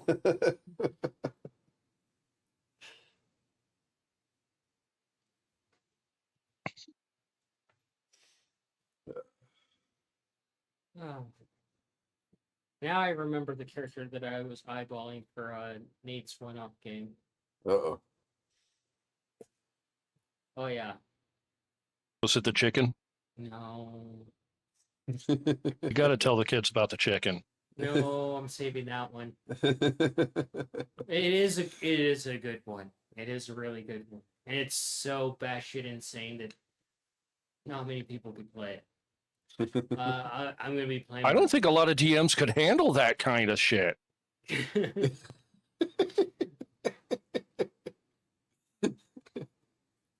Yeah. There's a very small handful out there that could probably do it. But man, we're talking like count on one hand. Oh man. No, I'm thinking of playing my bard. Oh God. Which one? He has one dip in paladin. Oh. It's gonna no. gonna take the stereotypical bard to a whole new level. How fucky lucky can I get out of game? Well, we can find out. I'm scared. I think if we do get demonetized, it's gonna be because of my as a player. Let's be honest.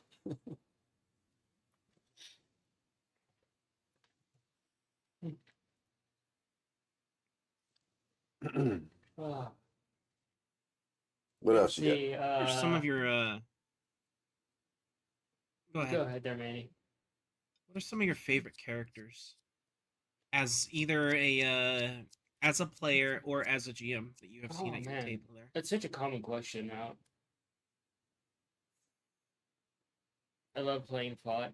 Sweeping is fun. FOT is just. What can you say about FOT? He's awesome. Yeah. And you know, if the whole family's going to fucking war if anything bad. Sorry, anything else bad happens to that character. I don't mean to dredge up like really bad memories, but Nate knows that Chris was like my battle buddy as far as like GMing and stuff goes, along with Nate. Oh yeah. We're like the frickin' Yep. three amigos when it came to that shit. But the characters that Chris brought to the table were just the bar was really high. And it Oh yeah. so Chris's characters, I still have the stories that he sent me based off of characters that he created at the table, all of them.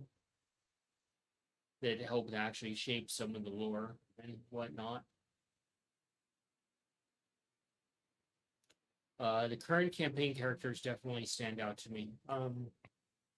Because they're such heavy hitters and so well developed at this point. They start out as little innocent, hey, we're going on an adventure too. When will this fucking adventure end? Yeah. Like, they start out bright eyed, bushy tailed, all the way down to now, like, can we just stop? Please, can we time out? Yeah, didn't the kids Time out. just pop over to the next town for like groceries? Yeah. Yeah, but our memories got wiped as we left. Wow. Wow. Chad has okay, confidence that's for you.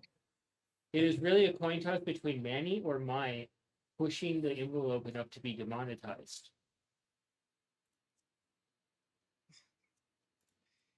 I mean, when you have a character like the ones that we make, yeah, I guess.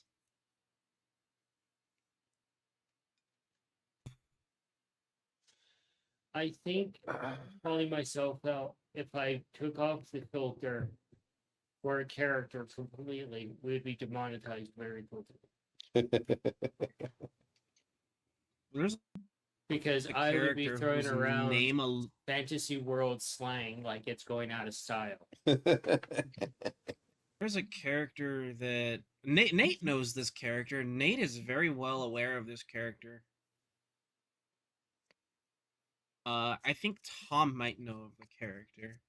Um, Dildo Swaggins. You always bring Oh up that God, you've character. mentioned that fucking thing. I don't know how many fucking times. It's one of my He's one of also my mentioned- favorite joke characters to just really fucking ruin the day of that one asshole. you brought that character up every single time. I know. Still funny. Another character that Nate didn't have a plan for was my paladin for the pie, my food paladin. That was great, though. I loved it. That I really showed Tom what Tavern Brawler can do. Yeah, and I've been looking for an excuse to use that feat ever fucking since. And Nate over there going, fuck.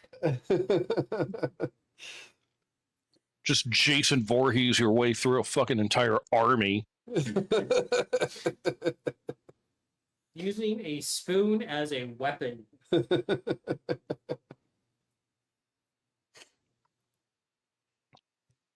My two favorite characters that I've played would probably a toss up between my human warlock who doesn't know he's a warlock. We've mentioned that Oh yeah, before. that was a good one. That was a so good one. much fun to play. And my halfling rogue that just wanted to like live the comfortable life, and the very atypical very stereotypical aberrant personality, like he's not evil, but he doesn't give a shit about anybody. And he's not going to do anything for anybody unless there's something in it for him. Yeah, the whole reason why you're fixing up that old lady's house is just to make your room more comfy. No, that guy was a cleric, actually. No, I was talking about the one where I think Manny was running it. You know, I gotta. Tom, you would know this reference, but I don't. My biggest reason for that feat is the Slappy comic. It's the what? Slappy comic. Slappy comic? Comic. Comic. Slappy comic. Slappy? Comic. I'm not As familiar in, with that like, comic. Sunday morning comics? I don't know. Now I gotta Google it while Nate's talking. Oh, no, I was done. Oh. Oh, the character from fucking Goosebumps. I never Oh, watched Goosebumps. The mannequin, the Yeah. marionette. Okay. I Slappy think comic. one of my favorite characters is from the campaign Epicus Randomus Encounters with Grazimal of the Great Swamp, the lizard folk druid that started taking the different types of mushrooms and turning them into different things. Ah, that was the one with And my then we warlock. ended up with mushroom people.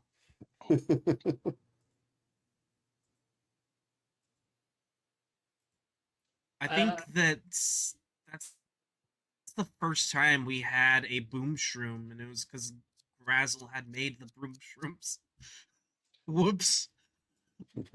To everybody's disappointment here, and probably even Nate's, I don't think I can actually ever go back to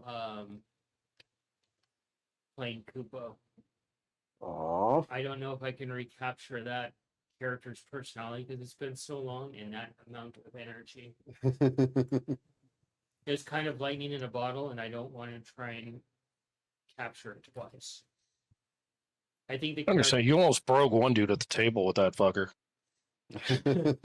I know I really would like to go back to that character, but if I do, they would be evolved and probably a little bit more grown up. Yeah. Makes sense. She was what 4 years old? Dude, that character is just 4 years old and feral. There is a certain level of energy that character has and a certain mindset that character has that was lightning in a bottle. I mean, Gemstone Kobold that's feral from the Underdark. That's pretty wild in its own. Just raised by a dragon, too. Yeah, raised by a dragon. Mhm. I'm going to say lightning in a bottle. Every now and then that lightning came out and killed someone. Yeah, absolutely myrtleized my poor character within five words. Oh, Furbolg raised in a circus and uses cream pies. That's what they're talking about. And then they mentioned that Slappy is a different inspiration, though. You know, I did kind of also think of like a little like character that was basically inspired by Chucky, a reborn Yeah.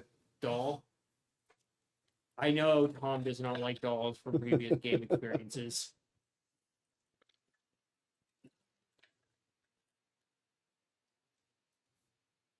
Never tell your The GM your dolls. fears. They will capitalize on that. No, this whole thing fucking started look, some of those porcelain dolls, they look fucking creepy, okay? But they never really like bothered me. What had happened was we were in a COC game and it was almost a TPK. My character's the only one still standing. I could still get others up if we get the enemies cleared. My character had a rather sizable boomstick. Me not putting it together, it's like we're in a small room and you're using something that makes a really big boom. Roll a hearing check. Pass those, didn't put it together. And then the last fucking round, I managed to fail my way to a certain point, and my dice are just rolling for shit. And eventually, everyone at the table had enough of it. You're using different dice. Yeah, I remember Like that. somebody actually grabbed it. It's like, you need to at least pass a fucking check. Melina behind the DM screen, her eyes rolled so hard they have yet to recover.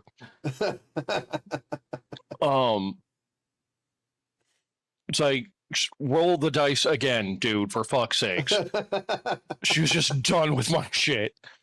I roll it 3 more times. I can't get above a 3. Finally, was it you or somebody else who like literally just like slammed a different dice on the table in front of me, like, fucking roll that one? I think it was me because I was fed up. Yeah. It's like everybody's just done. I roll like, what was it, like 10 different D20s Yeah. from what everybody had, in like the highest roll was like a 5. Eventually, you just kind of threw one in my general direction. It bounced It's like, off you look, and it's a took the 10. roll. You're fucking using that one. We're moving on. Yeah, you didn't have to roll high. You just had to roll like above a 7 or something like that. I remember that there was a level of aggression you had not seen. There was very much a mom aggression at the table. Yeah. What you need to do, bud, is you need to make yourself Loaded dice. a stout halfling character.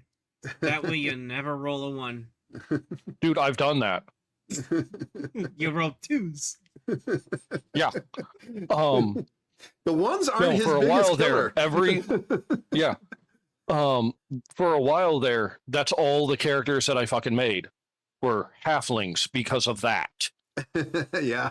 And it's like, okay, how can I get the lucky feat on here as well? Finally, I just realized, like, you know what? Fuck this shit. It's like, all my characters are just going to roll for shit. My stats are going to be great, but I'll roll for shit. What's And then gonna we- happen is you're gonna roll a character where the stats are shit, but you're gonna start rolling really great. All right, I got a question for you guys. All right.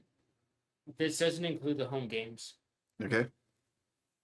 What has been the single biggest lore drop this entire campaign, in your opinion? Ooh. Single biggest lore drop in this entire campaign. Okay. There's kind of 2. That you killed Wraith. That fucked with you for a while. On like a personal level, that fucked with you. And then you wiped out all the other moon mice. Like, fuck. Execute Order 66. It's like, fuck, man.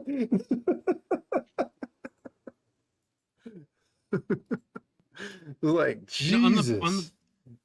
I would say the biggest lore drop in the entire campaign has probably got to be that Rurik is not Nikolai's father. That was Yeah. pretty cool. That was pretty cool. But that didn't have such a gut punch. It wasn't a gut punch, but you were fucking relieved. Yeah. It's like, yeah. What about you, Tom?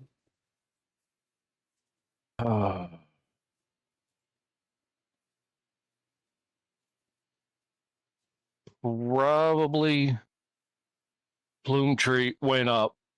Mongo finally got to ask a question. It's like, okay, who's been pulling my strings? And then Plume Tree tells him, here's what happened. So Mongo managed to make it to the end of time because something's just collapsing everything. And it's like, hey, you're a god of time. This thing's loaded with a wish spell. You're going back and fixing things, or else. Yeah.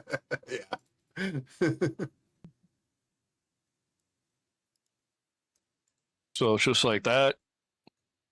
That like changed Mongo.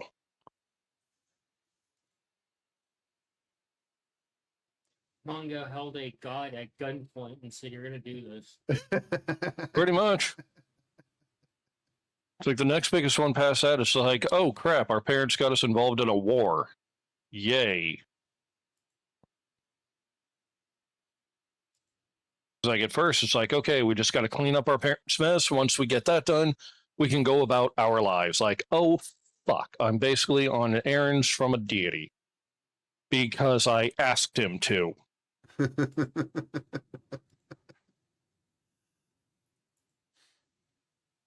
Kind of crazy, don't you think? Yeah, but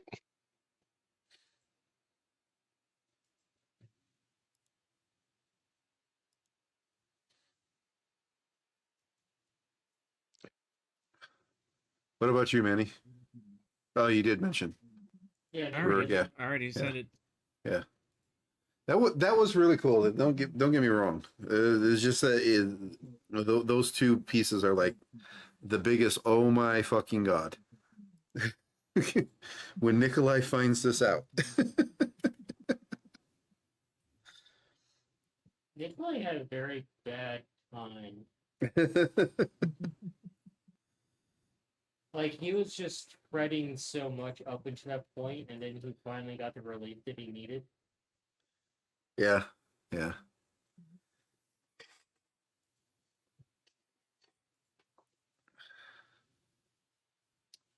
Any of you guys got a question for each other? Um, hmm. Hmm. Hmm. How does the family feel about each other now that the events have gone from where they were to how they are now? Don't quite understand that question, to be honest with you.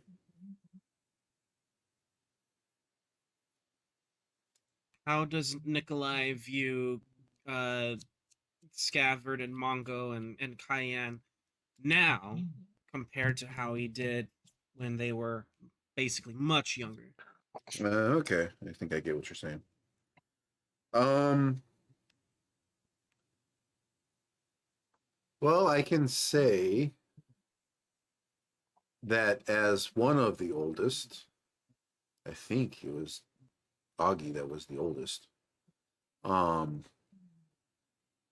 Nikolai kind of is actually very proud of Mongo, especially Mongo. He's like improved a lot. He's proud of Scav because it seems that maybe Scav finally figured out himself a little bit. Pro chat, Plume Tree is still the biggest for me. Just everything that Plume Tree has done and is. Yeah. That's Yeah. cool. Yeah. And then he's actually kind of really proud of Cayenne as like how she's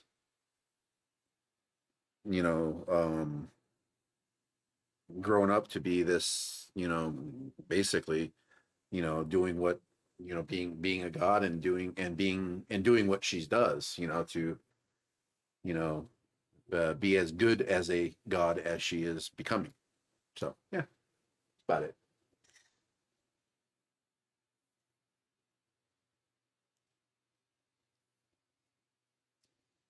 Like I said, they went from bright eyed and bushy tail to weary, tired adventurers that have grown far beyond even what the players set out what they were going to be.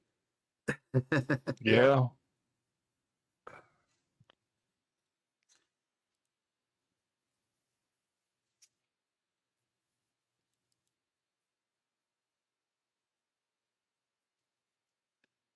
You got one Because on kind that? of going back to the character creation thing, that's one thing that I've learned is that just because you plan a character to go a certain way does mean they're going to. Yeah, for sure. Mm-hmm.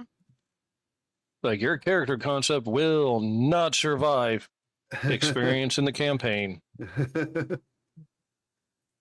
Just wait until campaign 2. That's kind of one of the reasons why I don't really plan too much out on my characters. It's like, here's a Just- general direction. We'll see. Yeah. I think the Mr. one character. Thomas. I think one of the characters that is really stuck close to the original concept for the post part is Gar. I didn't give you a whole lot for Gar anyway. Gar is one of your Alpha State characters. Ooh, for the players, biggest thing the players think other players did. Ooh. Huh. That's from the chat. Wow. Biggest thing the players think other players did. Wow. That's a tough one. I mean,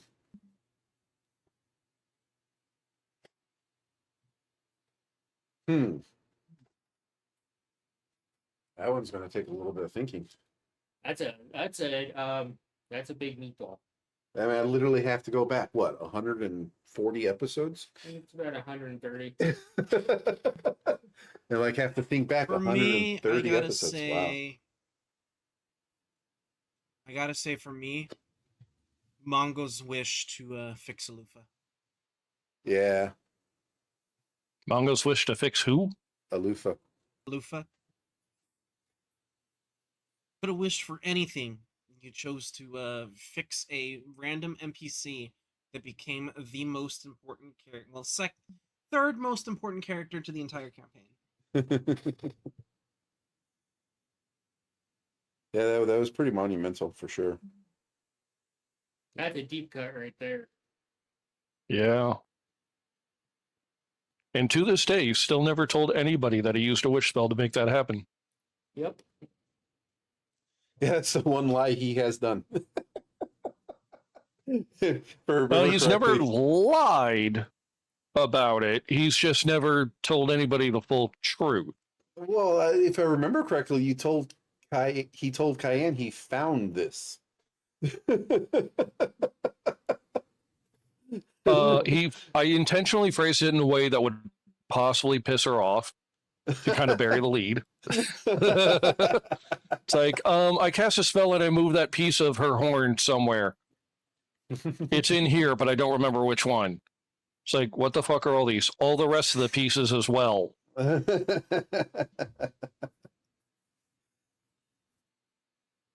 Most monumental thing any character. Oh, don't feel bad. The chat got me too. Favorite thing players have done in the campaign so far. Uh-oh. Oh boy. Ooh. Tom would be definitely the wish spell. That was pretty monumental. For Manny, discovering his character finally. Yeah. I've never struggled so much with a character. Like I do know with how Scott. much you struggled during the pre-stream, and yeah, I know how much you struggled before we went on the air developing the character, on the air developing the character, and just watching that like piece by piece growth of your brain finally starting to figure it out, and even till this day, you're still having a bit of trouble with Scabbard.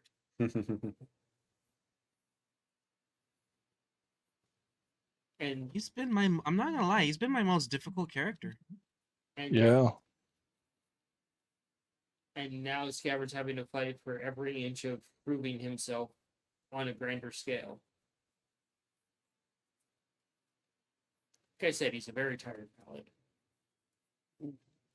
I would have to say for me, it would be, despite the difficulties and all the face palming I did during his resurrection session, he actually developed some character there. So Scaver developed some character in that.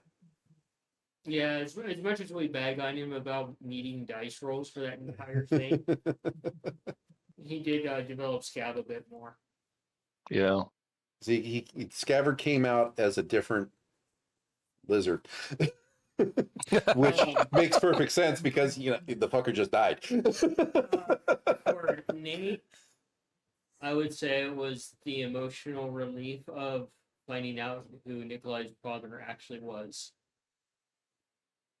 And that was some damn good play at the table.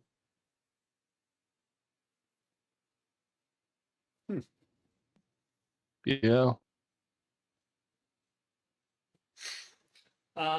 Cayenne, since she's not here, biggest thing for her is managing not to kill one of the brothers permanently at this point. We have given her plenty of reasons. And her really, I know Jesse's not here, but the biggest thing for me is not really the character. It's her bringing an A game to the table and just constantly raising that fucking bar with her character every session. Especially as a brand new player too. Like, Yeah. this is really like the first campaign she's played in. Like, some quality playing. Like, I am really curious because the bar is going to be. I'm just warning you guys. But in this campaign, the bar is going to be pretty high, and it's going to stay there for campaign 2. For the character though, I'm trying to think of there's quite a few things for Jesse or Cayenne that I think are pretty cool. Because Jesse had kind of a rough start. Yeah. Because by the time she joined one of the tables, everybody had been playing for kind of a while. Yeah. Yeah, but I understood that this was basically her first rodeo. And Yeah. we all understand it's still her first rodeo, but damn, is she fucking no good at it. Straight up, she's one of my favorite people to play with. It's been pretty great watching her develop her skills and grow as a player. She is very much the mom of the group. Oh, absolutely. Nate, you'd mentioned earlier about how Nikolai wants to craft her signature weapon. Uh-huh. It's like, but how are you going to make a physical manifestation of her military grade mom stare? A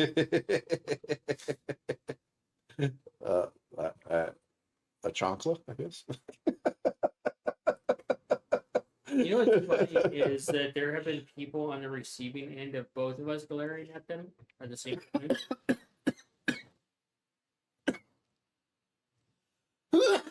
Excuse me.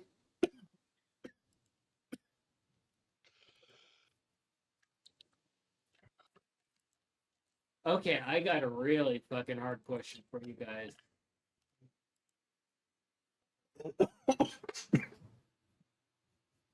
As soon as Nate's done dying, of course. Ugh. I hate that. But you're not a fish. Yeah, no. Ugh.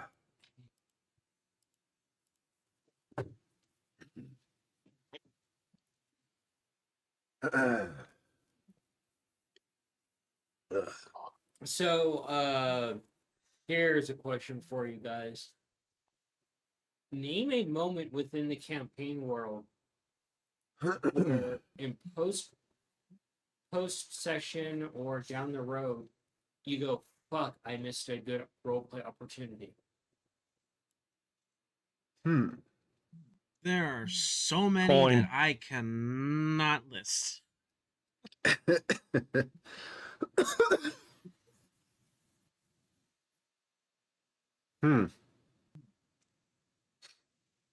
Coin for you? Coin. Can you repeat that question real quick? Name a moment within the campaign that you look back on and you know that you could have roleplayed better. Ah, yeah. Huh. Any and every moment with coin. There's gonna be plenty more. Huh.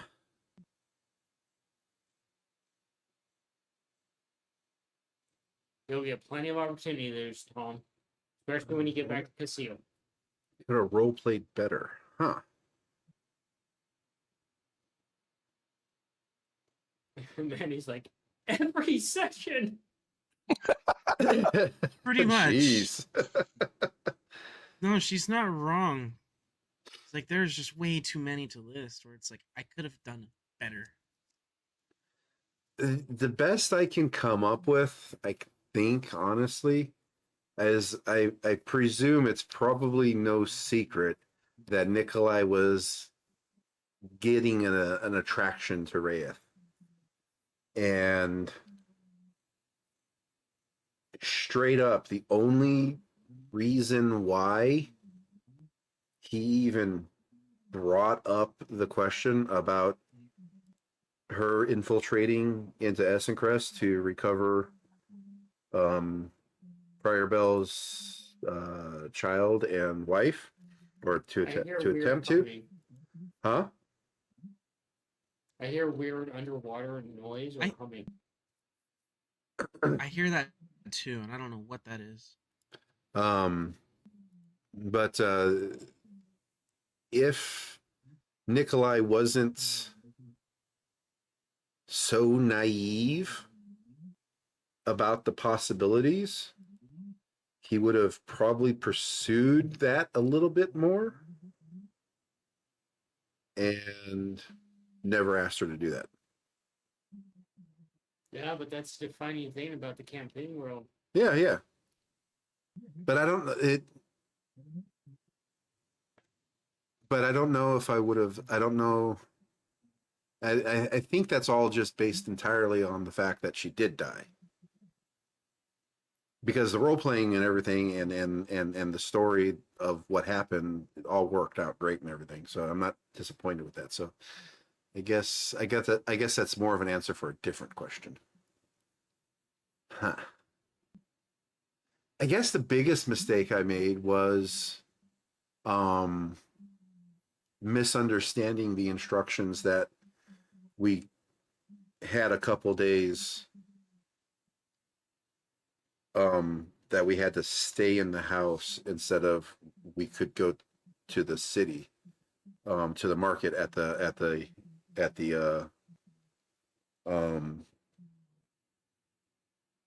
Fey Court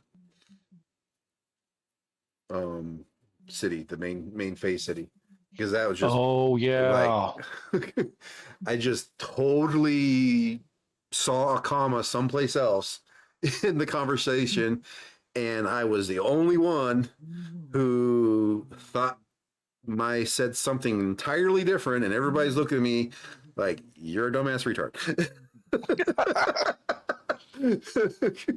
And I'm looking at you like, what the hell's wrong with you? Like, how am I supposed to go do anything? We were told that we have to stay here. I just completely flubbed that role play. That's the biggest one. It's like, damn it. So yeah, for me, that's the biggest opportunity where I could have role played better. Per the chat, the spiritual weapon La Chancla is too OP. And then honestly, the roleplay is something I wish I could have more in games I play, but it's so hard to have some of it happen. Same with personal character moments. Buddy, wear brown pants when you're a guest.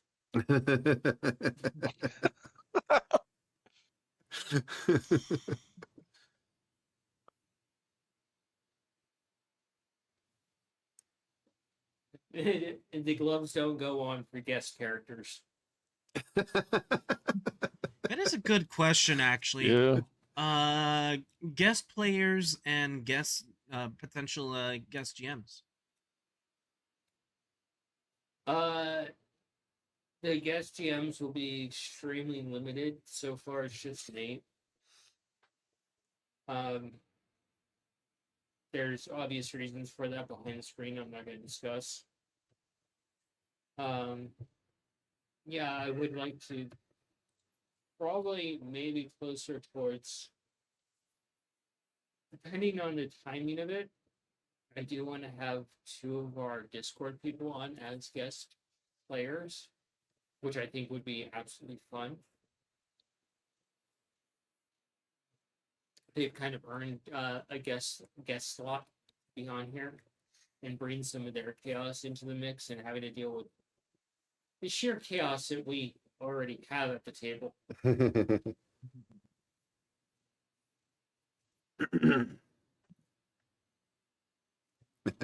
Challenge accepted by the chat. Oh fuck! I feel unsafe. Jesus Christ! Look at how used this little piece of rubber is. Oh dear! Just let your minds wander wherever that went. Yeah, I do definitely plan on bringing on guest people. Mix it up a little bit. Let's see. Oh, what else do we got? Tom, you got any questions for anybody? You can even throw one at the audience. See if they can answer it. Like they said, nobody's safe in the queue. Well, we've talked about campaign 2 an awful lot. Guess to some of the audience, what are some things you would like to see from us? Button go. That's a good one. Wait for him to respond. You gotta type it out. Yeah. Like if there's a certain type of character they would like to possibly see one of us play, it's like, oh yeah, the way you play, you might be pretty good at doing that. What about you guys? What are your thoughts on what campaign 2 might entail? Well, the Uh, only thing I got can't- is kind of a hint on what you gave earlier, along the lines of the answer to the question I asked: if we fail at this, is this universe dead? Is that it's going to be sometime after our character's time and in the same world. So that's interesting.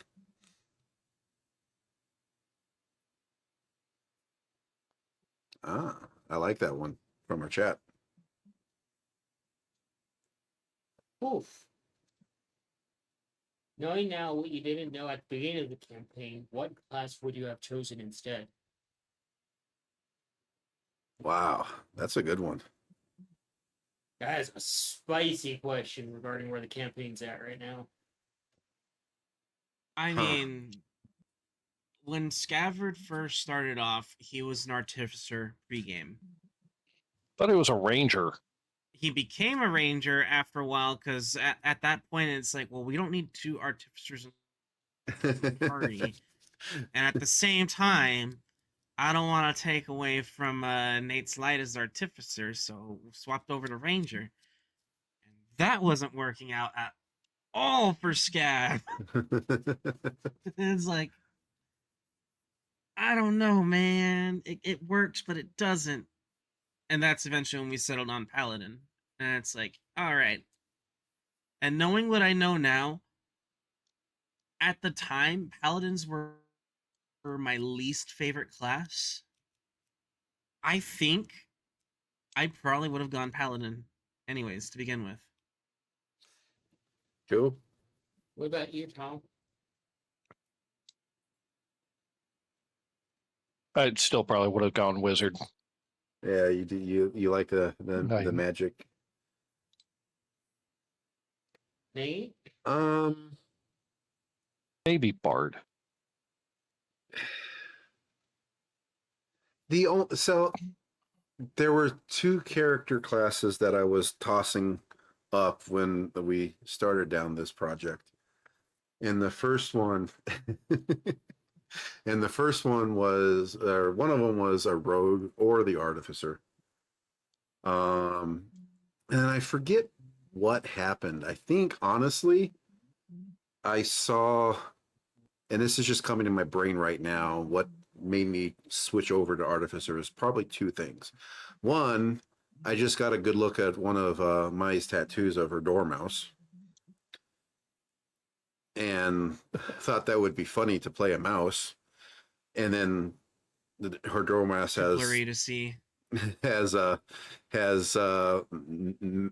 basically a cyborg in steampunk world on her tattoo.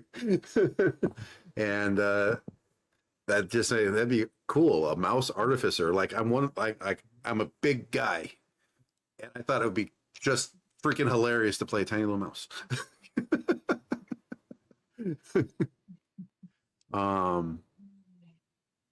And that's the reason why I went over to Artificer. And I never played the Artificer, so I wanted to challenge myself a little bit there. And I've played Rogues many times. Rogues are probably one of my favorites, just because the range of personality they can have, either between each character or between each session. The rogues are just kind of fun. So I guess maybe it would be interesting to have gone this far as a rogue.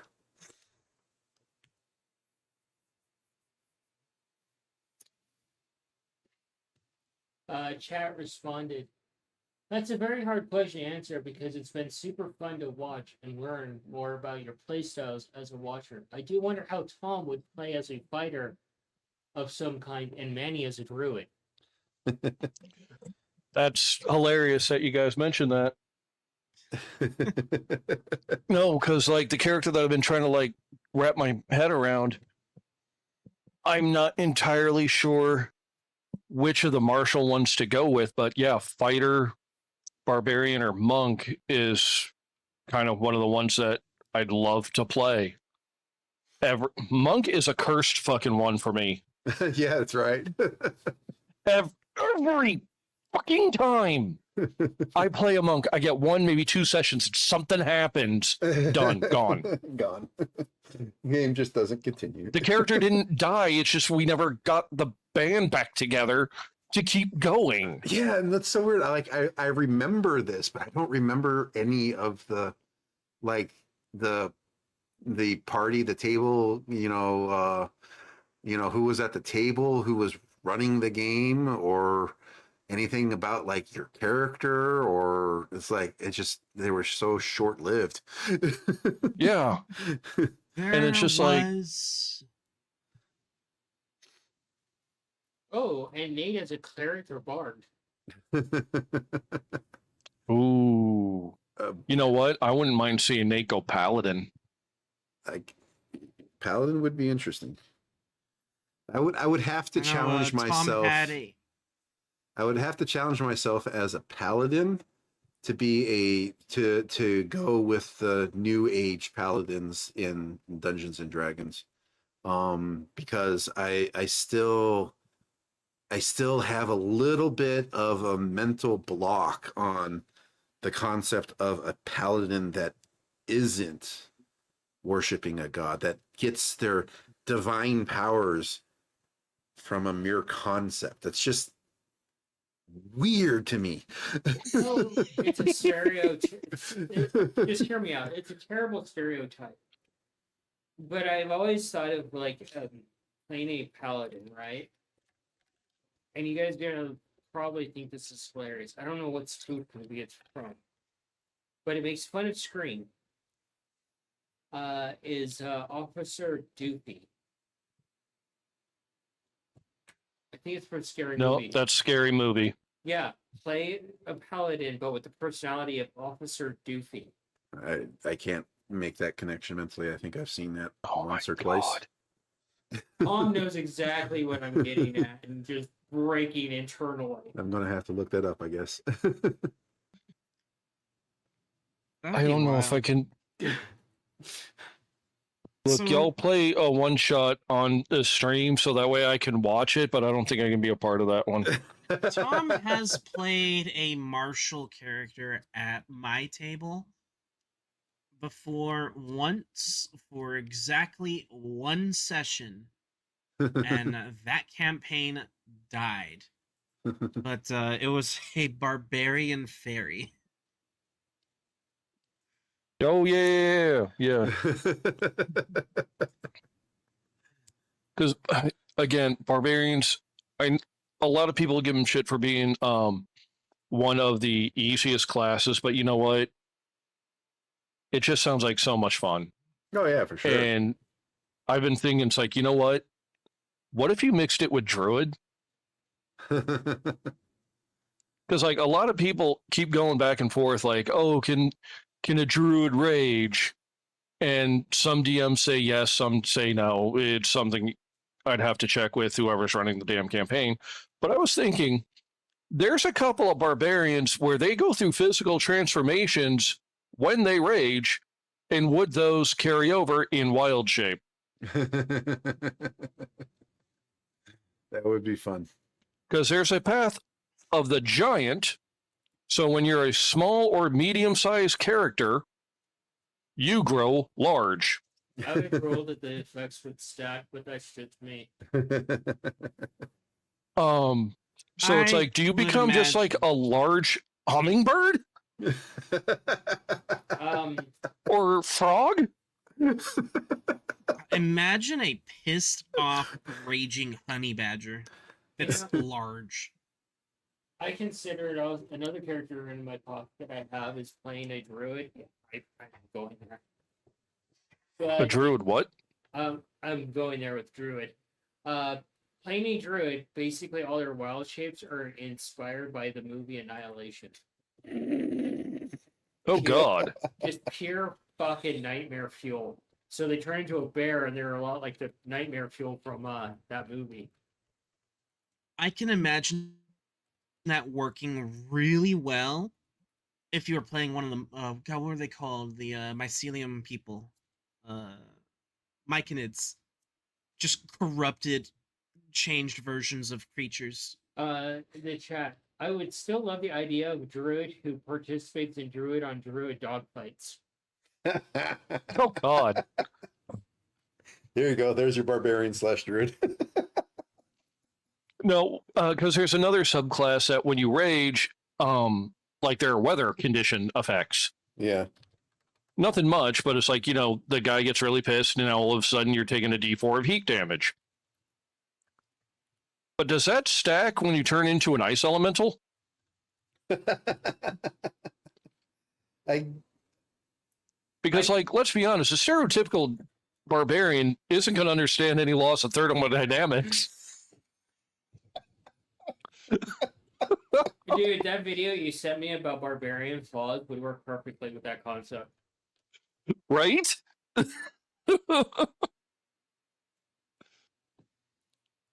I have not played a druid on stream, but I have played a druid in a other campaign.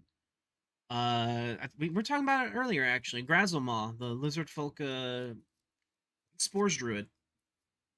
All right, I got it. I got one for you guys.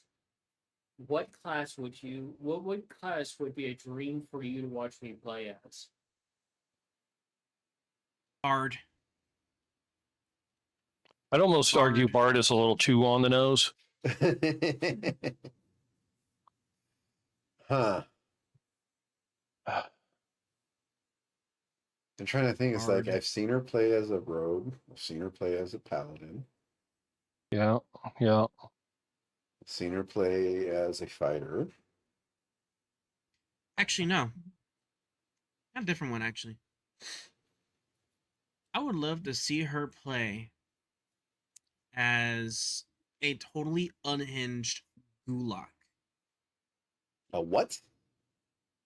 Great Old One Warlock. Oh. That's a little too easy for me. Just asking any of my COC players. Sure. Yep. All right. Yep. Then how about just a blood hunter? I have played Blood Hunter. Yeah, you have. It was actually the first thing one of the first things I ever played in 5e. Yeah.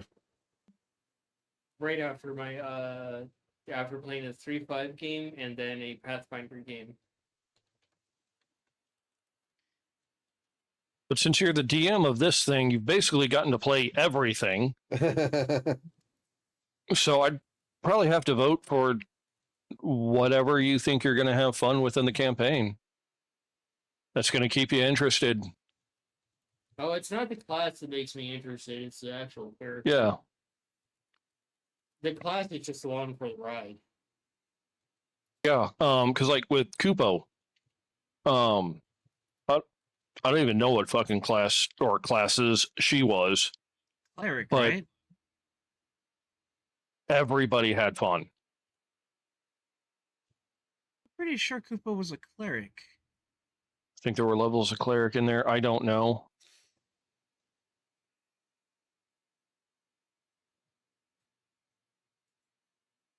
I think the only one who wasn't having fun was the guy whose brain was melting because he kept using a frying pan in combat. But eventually, I think he learned to love the pain. Dude, Honestly, if what C would actually bring in mystics, it would be interesting to see my play as mystic. Yeah, I think a wizard would be actually kind of cool to see my play. Because, like, I mean, you can play and this is not to say anything negative about the off the hook characters Melina plays, but yes, you can play a wizard that is just fucking off the hook, 100%. Mhm. But typically, wizards are kind of more like level-headed. Tupo was a cleric and a bard. So I think my playing just a straight laced, calm, cool, collective, calculating, very well planning wizard would be interesting. Oh, and just to make the matter even worse, she's College of Eloquence and a cleric of the trickery domain. I thought you said sugary for a second. Like, yeah, that tracks. Oh, wait, you meant yeah, no, that also works. Trixie cleric. She was a very tricksy. She was more of a walking chaotic nuke.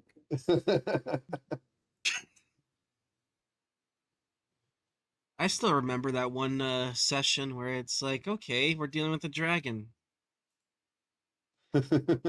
We're dealing with okay, what do I know about dragons? We're dealing with a gemstone dragon, and then Nate gave me the biggest motherfucker. How did you know? I'm like, I just guessed based for on the what you chat. said. Mai is a walking nuke dealing psychic damage as she does her daily routine and leaving everybody comatose.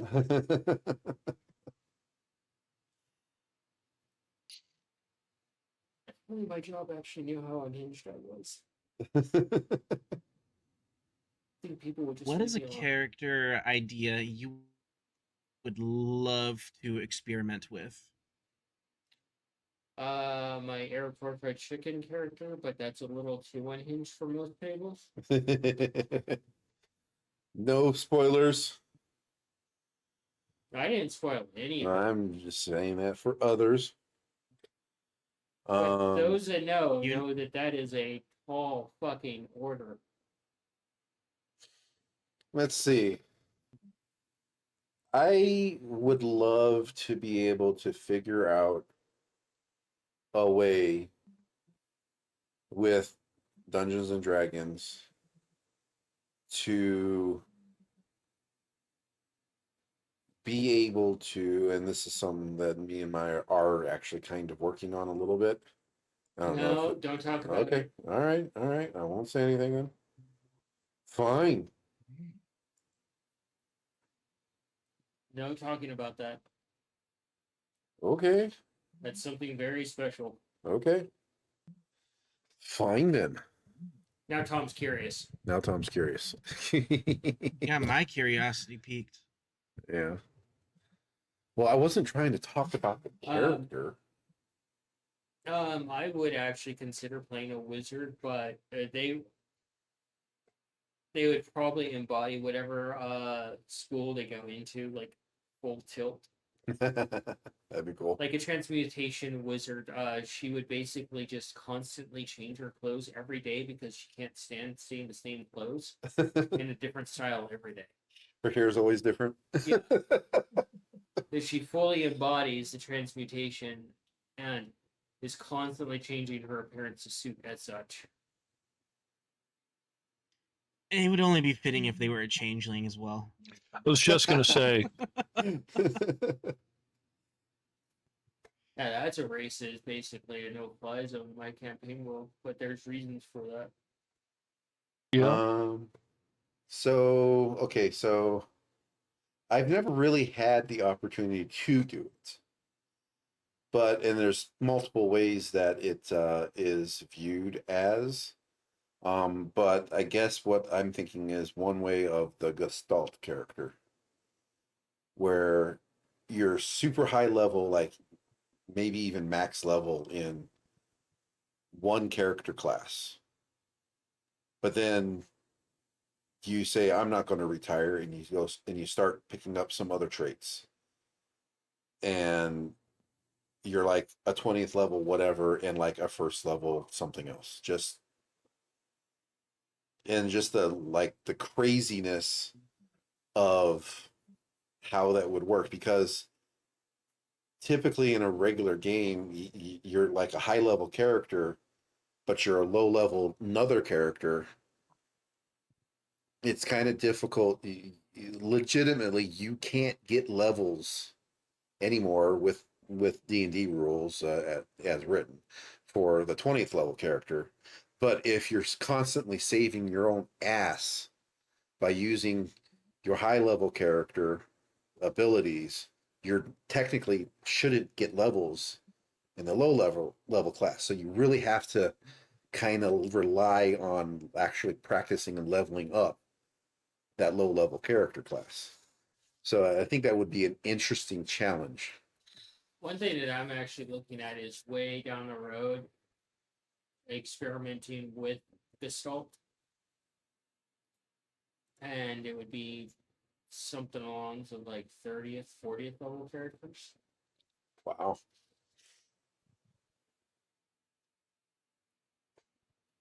Tom's like, I don't know what to do with that many ones. yeah, pretty much. So basically, the way I figured it would work in D&D Beyond is you would have one class for one sheet, and then you have duplicate that is the second class. Yeah. And you'd have to switch between both sheets to see all of your abilities. That's the way it could work in D&D Beyond. Yeah, I suppose so. What about you, Tom? Oh, fuck. I don't know. What was the original question again? Yeah, it's What is a character idea you would love to experiment with? Martial class. campaign 2, bud. You say want something easy. Yeah. Because it's just like, I was even thinking the other day, it's like, you know what? If I play a Haragon, they got that jump thing, Yeah. and play one of the martial class, barbarian, fighter, monk. Probably won't be that one. Then I basically have an elbow from the top rope at any given moment, Yeah. any fucking time. You know, Tom, I'm going to throw something out there, and you're going to hate me for it because, you primarily go the fighter class with Tavern Brawler, right? That's your primary. That's your primary wheel. But then you go wizard, but you go invocation, so you can create the top rope to jump from. That would be funny. And the wizard part simply acts as a add-on to make your fighter class more epic. That's where I get all my entrance stuff from. Yeah. Per the chat, Gestalt is fun, but my group usually plays it with the levels remain equal. Yeah. So the player levels up, they get a level in both classes. Yeah, and that's the more traditional way for sure.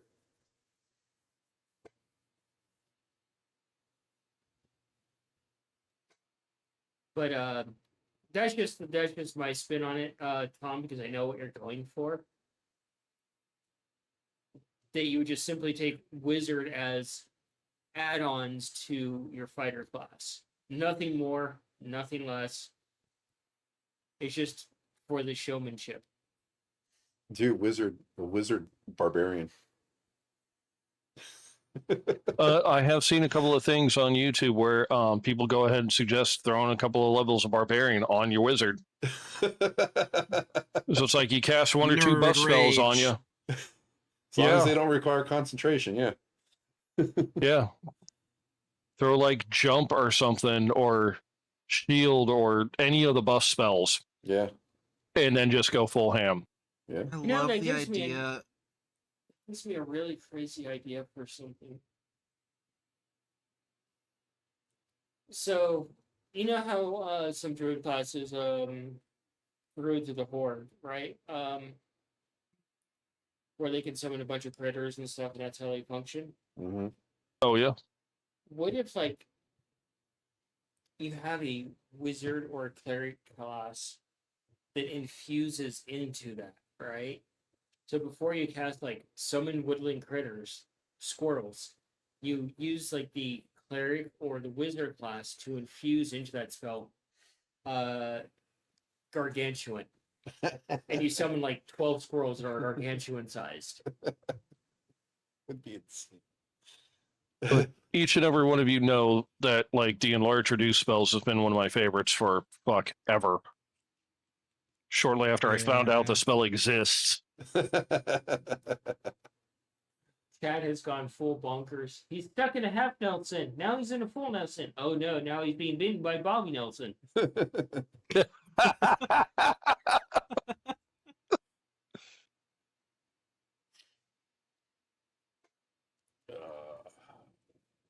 You got any more questions or any thoughts? Tom? If I do a pro wrestler character, which I'm not saying no to, there's going to be some McFoley in there. Are you going to carry around a bag of sharp objects so you can lay on the ground? Not saying no. I say, Tom, it would be interesting for you to, since you have more play under your belt and how the classes work, to revisit the Barbarian again.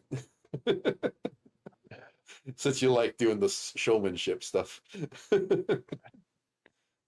Dude, when I tried, I was getting so frustrated because like I couldn't figure out how to get those to work together.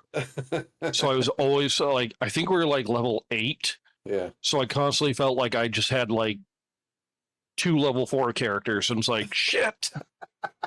I'm like, how am I supposed to work this? And my dumbass should have asked for help and didn't.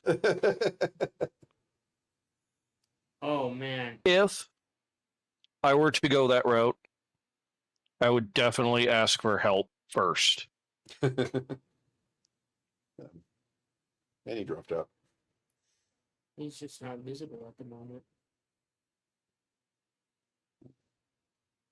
Because Yeah. the fighter that I was thinking was basically just kid grew up, kind of got on the wrong side of the law a little bit. Not a lot, but a little bit. He had to spend more than a few weekends in Right here. lockup, but then just had to You're serve back. community service.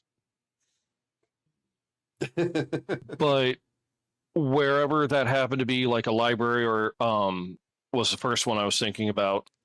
But then it's like, well, what if he got like sent to the farm to help out, and like he just like turns out he just likes working in the garden. But then something happened to the village because I've had one idea in my back pocket that I just never had a character that really worked for it. It's like the false folk hero. Mm. So I think I told Melina about this once. Yeah, you did. Yeah, where effectively everybody in the town thinks my character ended the bad guy, who just also happened to be the mayor. Totally corrupt, totally fucked over everybody. And eventually, an adventuring party comes to town. They do all the hard work and lose. And Big Bad Evil Mayor is down to like one hit point, limping his way back through town, but also like everything got like fucked up, burnt down. And wherever he liked to spend his time doing his community service, that eventually he just kept going there anyway, was caught in the crossfire. And it's like he totally blames the evil mayor. It's like, this wouldn't have happened if you were tried to be a decent person, gets drunk, and goes after him. Because the mayor has one healing potion in the office. And my character finally just loses it, and they accidentally trip down the stairs, causing the mayor to lose that last hit point. I have no idea what's happening. So now he's got to go out to try to help rebuild whatever the hell it is that he found that he liked. If it's a library, he goes out to try to send books back. If it's a garden, he's just like collecting seeds and plant life. If it's something else, he's basically on a forever fetch quest. You know what would actually really hurt Tom on a spiritual level? So many things. A 2 to 3 session game where you're playing a party that is basically trying to escape the wonderland that is created by the fusion of Alice's madness and Red Queen's insanity. Dude,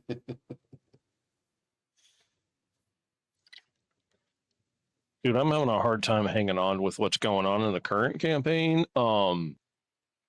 We give you a license to just go anywhere that your brain wanders off to. I don't think I'm going to survive mentally. You haven't even seen the Red Queen's Red Court yet. Oh.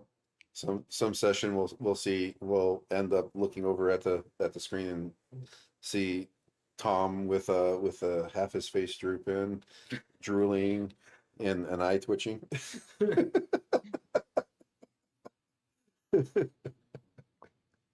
I'm just going to get a sign. I'm going to just go away. My bed's right over there. I'll just go to sleep, and I'll just hang an out of order sign in front of the camera, and y'all can just listen to me snore away. No, that's the one. You do that, and then you just hear Mare doing a little giggle. She would fucking do that, wouldn't she? And he'll wake up punching everything in sight. I remember after the dolls. It's not Tuesday. I remember after the dolls that you were checking your car for possible dolls and freaking out at every little squeak on the way home for like a week. It's a 45-minute drive in the dark, and I'm alone. Okay. Was it the like porcelain mini ball that was like an inch inside his back one time? That was yes. But yeah, just coming up with new characters. The only real problem is like, hey, what species do I want to play? Yeah. I developed the character's story, and then everything else just kind of falls in place. Yeah. Really, but funny if for a character. Basically, medieval cop centaur. Dude, you're like totally breaking up, dude. How you're fucking up there, bud. Don't start singing Daisy. Is Dave pulling out the silicone chips there? Oh, there he goes. Did have another character idea. Yeah. I'm just, again, not entirely sure how to do it, and it would be very campaign dependent. A halfling based off of John Wick. Yes. Not quite, Hear me. but you're not that far off. We hear you. Okay. So I Bard was saying- rogue, Go ahead. undercover cop. What'd you say? Something undercover cop? A bard rogue undercover cop. Oh, that'd be kind of cool.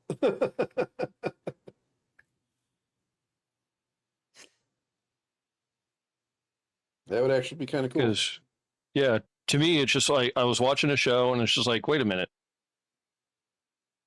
This Hey. sheriff is just a bard.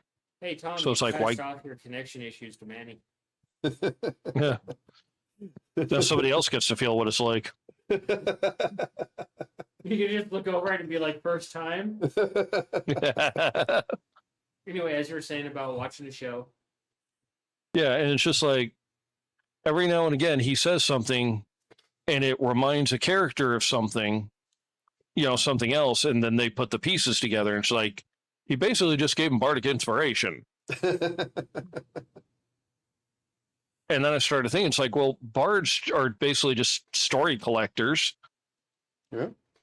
And that's kind of what a lot of cops do. It's like, okay, let's talk to this person. What's your story? All right, let's go talk to this other person. What's your story? And then they try to piece out to what actually fucking happened. Yeah. Throwing the rogue on there, it's just like, yeah, he was, kind of a troublemaker in his youth. And also, it's like, if you're going to be an undercover cop, it's like, you're going to have to kind of know some shit. You're going to have to know some streetwise stuff. Yeah. One thing I've always found interesting, and I understand There's why, another old cat light on the screen. and I understand why a lot of people don't like playing human characters. But I find them very interesting to play because, again, it probably comes more closer to, how I like to have like a feel, a touch of realism in my high fantasy games. So it really makes the character's peril more realistic to me. Because all these other fantasy races, they all have like special, abilities and stuff like that. And humans don't really have special abilities. And it's like, it just adds an extra level of, actual difficulty and challenge to find fun in playing a human character. Oh, you're so infuriating. Who? Cheese? No, keep going. Okay. So yeah, that's one thing I thought that was interesting about characters. I did hear one guy's theory on humans in a fantasy setting like this. Okay. They're basically the unfinished version. Because you look at elves, they look very human, pointy ears, maybe a little taller, a little lankier. But again, they've got certain special abilities. Same thing with dwarves, very human appearance, but also specifically tailored to a certain type of life. Same thing with the halflings, even orcs. Yeah. True. So it's like they're just the unrendered version of everyone else. Yeah, and it's true. And the truth of the matter is, in all reality, humans kind of can fit with any other race. You know what I mean? Like they can kind of just get along. As far as like hold their own to a certain degree. Yeah. Which is interesting in every fantasy story that has different races out there. That humans are kind of like this weird, like the fantasy race is like, oh crap, we got a human with us. But then later on, they're like, "Thank God we have this Humi." You know? Did I ever specify who it was that did I ever specify what race it was that actually finished the ritual to lock away the god that kills other gods? No, I don't think you actually shared that full No. story. It was a human. Oh wow. Dang.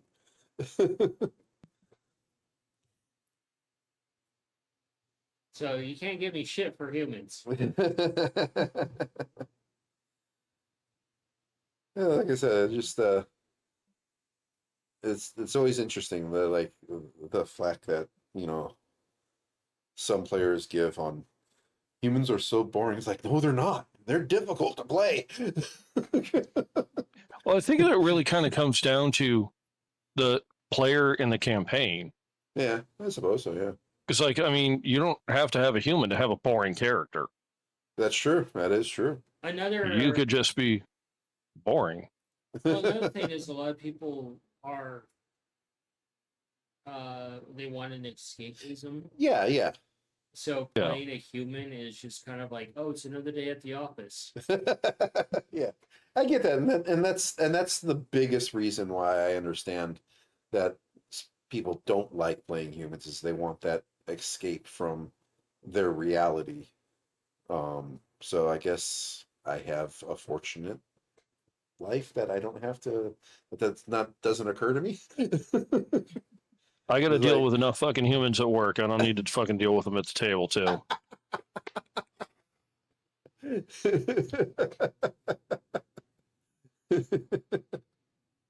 I just remember be comfy, but So yeah, there's just a thought as far as like interesting characters or interesting thoughts on characters. oh my gosh, you're so happy right now, aren't you? I have And Jello on my lap. Manny's little message in there about a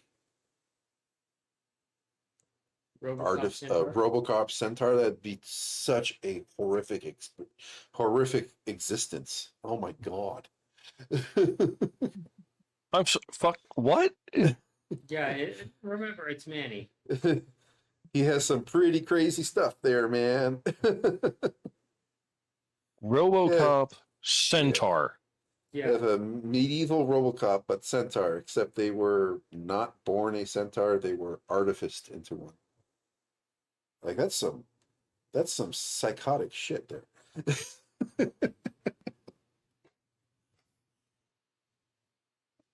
So I guess Manny is having internet connectivity problems. like I said, Tom's passed him off to someone else.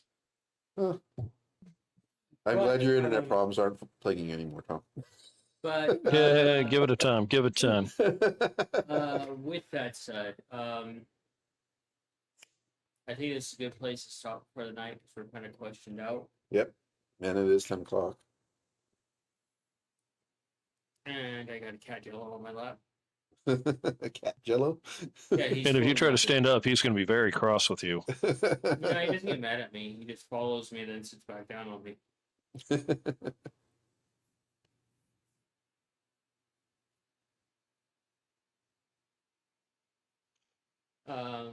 But yeah, we'll stop. We decided to just turn this into a Q&A night.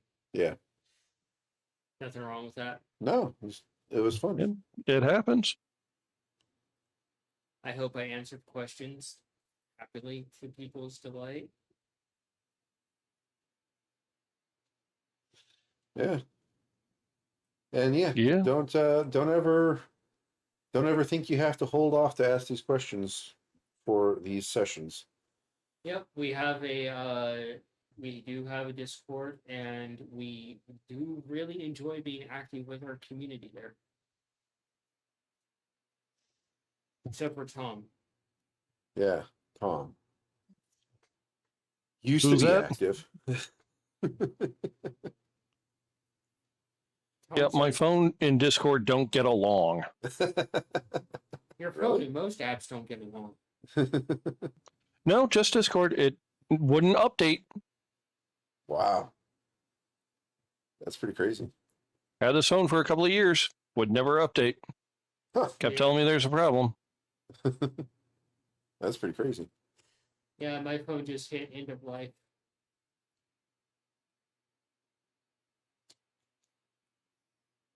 All right. Alrighty.